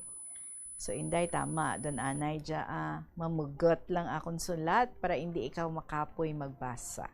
Sa sunod duman nga adlaw, abaw, nakahimo ako sang sulat kada adlaw, isa ka nobela, ugaling malipot lang Lord, thank you for the gift of life and your continuous love, guidance, and protection for us and for our family. Give us the grace of trust to you even while we let you take control of our lives. We declare that everything will be all right. In Jesus' name, amen. So thank you so much for reading my letter, Inday. May God's unconditional love, blessing, and grace be yours today and every day. Love and prayer, Deo Sang Pototan.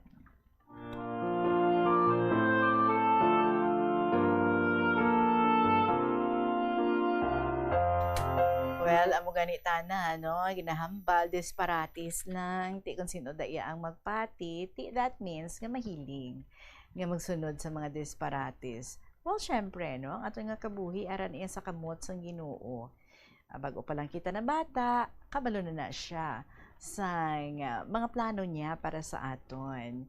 So, kung ikaw, mahilig ka nga pati-pati sa mga disparates, well, depende ina sa imo, ba't hambal mo gani, no? Depende man ina sa tao. But of course, ang mga regarding sa mga patay-patay, well, gonna explain din na sa mga kaparian, no?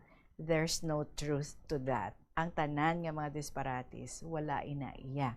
Sang kamatuoran, wala ina iya na sulat sa Bible, kag ina hambal mo gani, mga ginpang tipon or ginapatihan sa mga kamalaman naton. So, di man tanan, siguro, sometimes kung may matabo nga amo sini, it could be nga ti coincidental lang. But, hindi buot silingon, kay ti, why sila nagpati, nga dapat amo nang himuon. That's why nga amo na ang natabo sa ila. And sa case ng imo tong pakaisa nga ti duwagid ka bata ang napatay sa ila, there should be a medical explanation or scientific explanation kag hindi komo nga ti nagkaon siya sang saging nga naluto sa puno pero wala pa matuba ging kaon niya na. Well, anyway, to each his own, but of course, we have to be very careful kung ano aton nga dapat nga patihan. So, ang mga kung ano lang, ang aton nga mabasa sa Biblia, amula na iya ang may kamatuoran because that's the truth. Alright? 2:45 ang aton nga oras. Magapanabalik ang KLP pagkatapos lang gid sa pila ka mga importante nga mga pahibalo. Yari ang isa ka praktikal nga paagi agud makakinot sang tubig. Kung mag-defrost sa mga frozen food halin sa refrigerator, ibutang ini sa isa ka container o kung malapad nga pinggan kag pahanginan. Sa baylo nga bubuan ini sang tubig o kung gamitan sang running water. Ilabi na kung wala man lang ini ginadalian nga lutoon o kung kaunon. Mas maayo man nga na-antisipar mo na kung ano kalawig ang pag-defrost agud mabanta mo kung saan mo ini ipagwa sa refrigerator. Ini nga pahanumdom ginadulong sa inyo sang Flow Water Resources Incorporated, watering the seeds of progress. Mas nanamian bala ikaw magtuon sa balay ipaanggid sa eskwelahan nga madamo ang tawo? Isa ka panugyan para epektibo ang pagtuon sa balay, amo ang pagpangita sa designated area agud nga matiniran kung ikaw nagasulat, nagabasa o kung nag-review. Pwede man nga lamesa sa kusina o kung sa desk sa 2:46 ang aton nga oras and I like it because more stories ang aton nga madulong sa inyo sa sininga hapon. Ari ang episode Getting Involved from INBI. Mahal kong Tita Regine.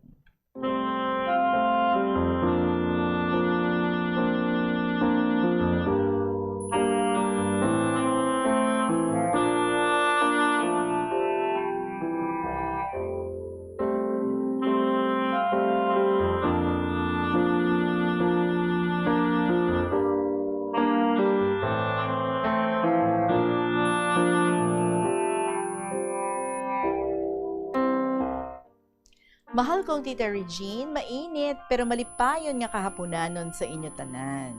To all staff and members of Bombo Radio Philippines, especially sa imo tita, sa mga fellow active KLP contributors ko, dear added listeners and lovers.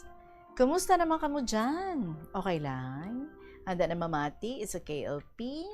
Ayaw kalimot sa 2:00 sa hapon. Now is the time to relax, to enjoy, to ease our stress, to lessen our problem, and to laugh for some comedies. Karon aton pamatian kung isisaon how good, gracious, and compassionate is our merciful and generous Creator. The Lord is gracious and merciful and full of compassion.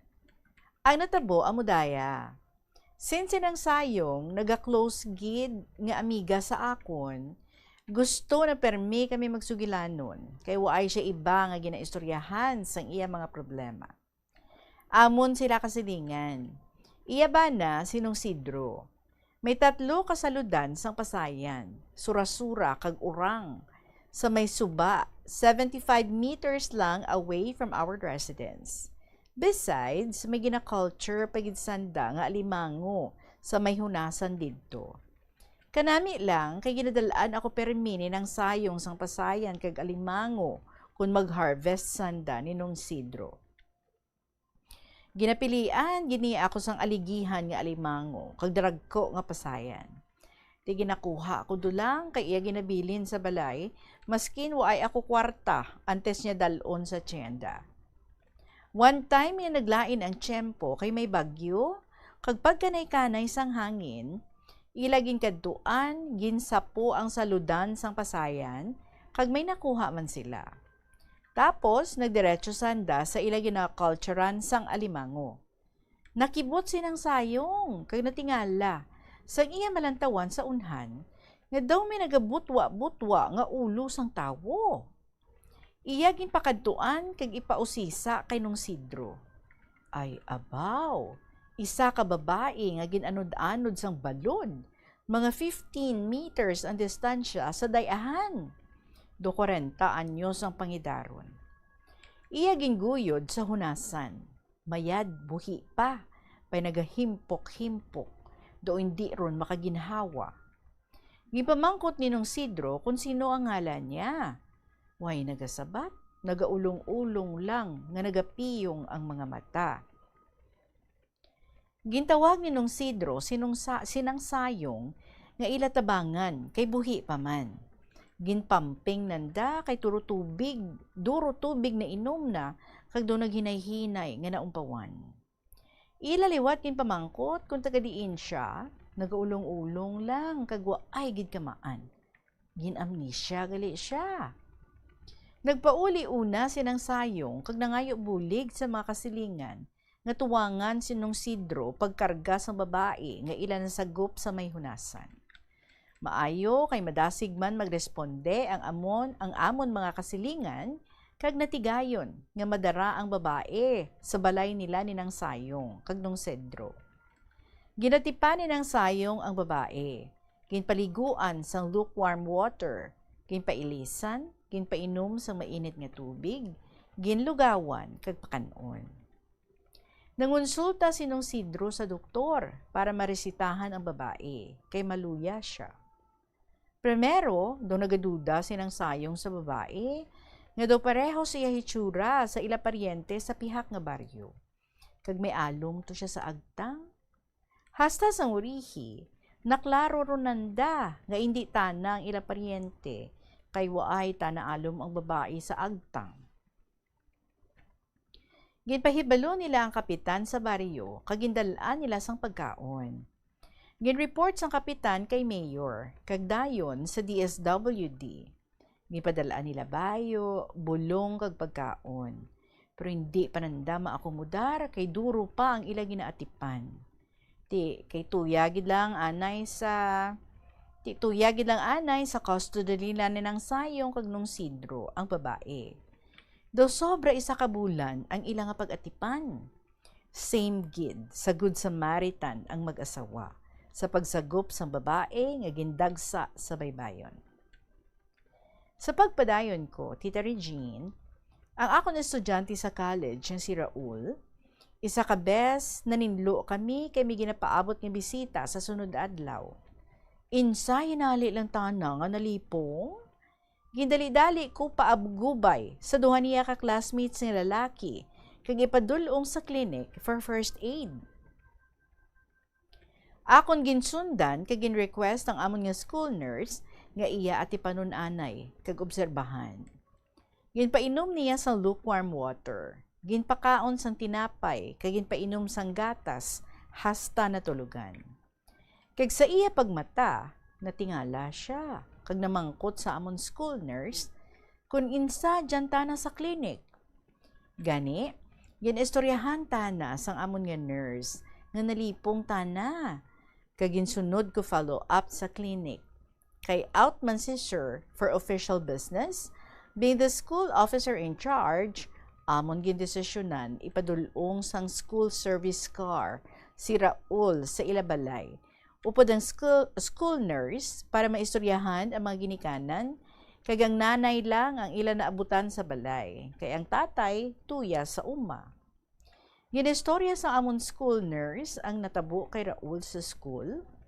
It was found out nga si Raul gali nagaeskwela lang nga waay kapamahaw, kay hindi lang isa ka bes nga natabo dya sa iya sa school. Maayo kay nahatagan advice, suggestion, leksyon ang ginikanan sa husto nga pag-atipan sa kabataan. Diretso na follow up kag halinsadto, waay na si Raul nagalipong-lipong. Nagnami ang iya panglawason. Maayo ang iya mga grado kag nag-graduate siya with honors. Thanks be to God. To make the long story short, Raul now is enjoying his profession as a college professor. Kung may request sa iya to deliver an inspirational speech, iya gidayon masambit ang pagbulig namon sa iya sang una, nga siya nagalipong-lipong sa school, nga waay nakapamahaw tungod sa kawadon, kag lapses man kung kaisa sa mga ginikanan, nga hindi ma-check ang kabataan kung nakapamahaw antes mag-attend sang klase sa school. It's another extended help for our students in our school. Alang-alang namon pabayaan for we're concerned. So may isa pa ako na dumduman, ang pagpuyo bala sa mag-asawa nga waay sa husto nga panahon kag pangidaron. Kulang gid ang paghangpanay, pagbuligay, pagpuyo sa matawhay. Permilang argumento ang sulod sang balay. Isa pa man lang ang ila anak, grade 3 ang bata nga nag-eskwela. Sang hapon at 3 o'clock, nag-abot ang tatay nga hubog. Ang asawa nga nagapanglaba, iyagin panghaboy ang linabahan sini. Kung dinaakig man ang asawa, nagpukutay sila. Gintambagan sang kasilingan, pero natupan gid ang asawa. Tapos sila nga ginbulag, nagpanaw ang bana, naglayas, kag ang asawa, naghimos man nga malayas, kay nahuya sang batasan sang iyabana, nga daw hindi narugid maagwanta. Tama katamad, sugarol, kag mapintas pa. Dogin pang dulman man ang asawa, nga waay na madundumi ang isa nila ka anak, nga naga-eskwela. Pagabot sang bata halin sa school, husto lang magurahab, nga waay si nanay niya sa balay nila. Waay man makahibalo ang kasilingan, nga nagpanaw man ang bata, nga waay direksyon. Dito siya dapit nakapaamulya sa amon, kaya nasugata ako siya nga nagahibi sa dalanon. Akong ginpamangkot kung insa nagahibi tana, nagasido-sido, nga nagasabat, nga ginbayaan tana ni nanay kag tatay na. Gipamangkot ko liwat kung diin siya makadto kay hapon ron, makadto ko na siya sa pantalan, kay basi maabutan na pa si nanay na. Hambal ko dali dulang, sunod ka sa akon, hapon ron daya. Hipos ron, pray ikaw kay Lord, buwas pangitao na ikaw kadia. Okay? Ahay, nagsunod man ang bata sa akon. Nag-istorya kami, kag ang tanan ginsumbong na sa akon. Hambal ko dong, kung gusto mo, diya ka lang anay sa akon sa paghulat, pagbalik ni nanay mo. Buwas aga pa, kuhaon mo sa balay ninyo ang mga bayo mo, kag bag-o, kag dala, kag ang bag mo, kag dala dya sa balay. Maligo ikaw, mamahaw, kag mag-ilis, mag-eskwela, kag dya ikaw magpauli sa panyaga, kag sa hapon pagbuhi mo. So hindi ikaw tuya sa balay ninyo, kay way ikaw upod. Ang sabat sang bata, oo ma'am, salamat kid, nga naluoy ikaw sa akon. Sugod sadto, sa balay ro nagapauli, kag pagbuhi na sa hapon, ginasugat na ako sa high school. Waay gid binanaw-banaw ang iya mga ginikanan, way nanay kag way tatay, nga nagbalik sa pagkuha sa ila anak. Ang bata mapisan, mabuot, kay nagahugod man sa pagtuon. After a month and a half, Sabado nga adlaw, may nagtuhaw nga lola nga nakita kay Dodong. Gigaduan nila ako sa balay, upod ang maestra sang bata kag magpakilala. Nag-istorya siya nga si Dodong kuhaon niya, habang sang iya anak nga nanay ni Dodong. Tigin pakita man sa akon ang kudak, kag nagpamangkot kung pila ang ibayad niya sa akon sa pansamantala pag-aruga sa bata. Ang sabat ko, wala. Akon sadto bulig sa bata. Hambal niya, salamat kid ma'am. Bago pa natigayon ang pag-abroad sang iloy ni Dodong, kag iyagin bilin ang bata, nga kuhaon ko diri, kag i-transfer pag-eskwela sa amon. Nagaalaka pa si Dodong nga mag-upod, kay feeling niya, waay ginapalangga sang iya iloy, kag ginbayaan siya, kag waay ginbalikan. Pero amon siya sang iya maestra ginulu-uluhan, nga mag-upod sa iya nga lola. Nag-upod man gani si Dodong sa iya nga lola, pero naghakos anay, kay naghiribion, nga nagpasalamat sa akon, kag sa iya man nga maestra. So basi nakapoy ka na Tita Regine, dyan lang anay kita kutob sa sunod duman kung makabuylo kita, makatipon sang enerhiya, panggasolina. Hasta la vista, daghang salamat sa imo nga pagbasa sa nga episode, kagabay panalingaw ang tanan nga nagapamati, kag may nakuha man sila nga leksyon. Mabuhay ang KLP sa adlaw-adlaw nga tanan, mabuhay ang tanan nga mga KLP lovers. ang mga tagsulat si NB sa Iloilo Province. And PS lang, Tita Regine, please read my special message to Lolo Dencio. How I wish to be with Mia when she visited you on your special day. But due to my disability, Lolo Dencio, I really miss the binding with our friends and classmates on the air. Since your birth month hasn't ended yet, I hope and pray that my simple message will bring you joy and happiness. Your kindness and humility remain the most tender and powerful way of leaving a memory in other people's hearts. Your sarcastic joke with a big smile and humorous stories provoke joy that makes everyone cry and laugh. You're so blessed to love and care, to forget and forgive those who hurt you, for God will pay you back double or triple of your joy. So don't worry so much about the pain you're having. Instead, you must be grateful to have reached your age now. So always take care, stay safe with positive thoughts, making your day so beautiful, bountiful, and meaningful with your strong faith, trust, and love with Jesus, our Creator, Provider, and Savior. So belated happy birthday sa imo, Lolo Dance.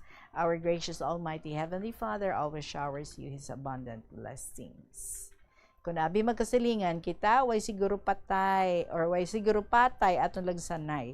Kaya naglagsanay lang ang edad ta. Manago ta kon anay sa puong-puong nga makauna ikaw para hindi mo gid ako malabot.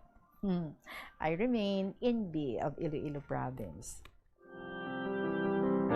Thank you so much gid sa imo, Ma'am NB, and most definitely nabatian gid ni Lolo Dencio ang imong special nga greetings para sa iya nga birthday. Salamat gid kanami sa imong gin-share sa amon sa sininga hapon. It's a minute after 3 o'clock, mga kabombo, and this time may ara kita diri nga winner nga magakuha sang iya nga premyo sa aton nga promo Banamano Salvo Year 20. Malipayon ang aton nga winner. Ari diro subong sa aton nga studio para nga magkuha na sang iya nga premyo. Good afternoon gid sa imo, ma'am. Ayun nga po, ma'am. Please speak louder, ma'am. Do ka na buo sang iya nga microphone. But anyway, palihog na lang ha. Tunog-tunogon nato na aton nga tingog. Taga diin gani kita, ma'am? Barangay Balabago. Oo, tagang aton nga ngalan. Si Lidonia Goriasa. Ma'am Lidonia, congratulations, gid. Ikaw ang aton nga winner, special prize winner ikaw. Kag isa ka limited edition 60th anniversary Bombo Radio exclusive AM/FM transistor radio. Ang imo nga dalon pa uli nga wala ina naka-fix ang dial, ha, i-check ta ina sa dili gidamang madugay. Kag of course may 500 pesos pa ikaw nga cash. Kagara na subong imo ina nga ginakaptan, palihog isipon naton, ha, nga inchakto gid nga 500 pesos nga cash ina. Pakiisip na lang. 100 pesos. 100 pesos. 200 pesos. 300 pesos. 400 pesos. 500 pesos. Congratulations, Gid. Ano ang plano mo sa imo nga cash prize? Ibakal ko ni sang ako nga maintenance nga bulong. Kag ibakal naman sang mga purchase. Okay. So, good luck, Gid, ha? Oo, next time, let's hope nga makadaog ka naman liwat. Kag ara pa, Gid, ang imo nga limited edition 60th anniversary nga Bombo Radio. Exclusive. Kag ang dial sila wala naka-fix. Palihog natin i-check ang imong radyo. Palihog i-on natin. Duha ka kamot, mama. Tungtong lang anay ang imong money da. Sige. Check natin. Alright. O, liso-liso. Palihog. So, that means, no, nga, tiwala ina naka-fix sa isa lang ka-dial. Ang flashlight, kagang LED light, palig ako check kung nagaandar. Yes, ma'am. Alright. Okay. Ang flashlight is okay, ang LED light is man. okay. So, are you happy sa imong mga premyo nga pagdalon pa uli? Salamat, kid ma'am. Malipayon, gid ako. Okay. Kag ang mga neighborhood to, ang mga paryente mo to, kag mga friends mo, kasi luyag mo nilang magdaog, anong yung mga gustong ihambal sa ila? Pangayo ko, ginagda ko sila tanan nga mag-intra sa Bombo Radio sa ilang promo. Kag sa mga kaingod, kag sa tanan nga mga kaparintihan, sa mga baka kaingod nga mga barangay, mag-intra gid ka mo sa Bombo Radio sa ilang promo. Okay. Sa Buena Mano Salvo Year 20. So congratulations Buena sa liwat sa imo, ma'am. Thank Ano ang you. imo mahambal? Basta radyo. Basta radyo, Bombo. Star FM. Star FM, it's all for you. Alright, there you have it, ang ating very lucky winner sa sininga hapon. 4 minutes after 3 o'clock, mga kabombo, magasunod naman ang mga dramas after sa KLP, Tuyang Ermitanya, followed by Provincial Jail, kag ang Dear Diary. So, sugpunan ta mga istorya, boss naman, sa liwat natin nga pag-updanay. Maraming salamat sa inyo sa gihapon ininyo nga alagad. Si Tita Regine para sa kahapon lamang program. Good afternoon and God bless.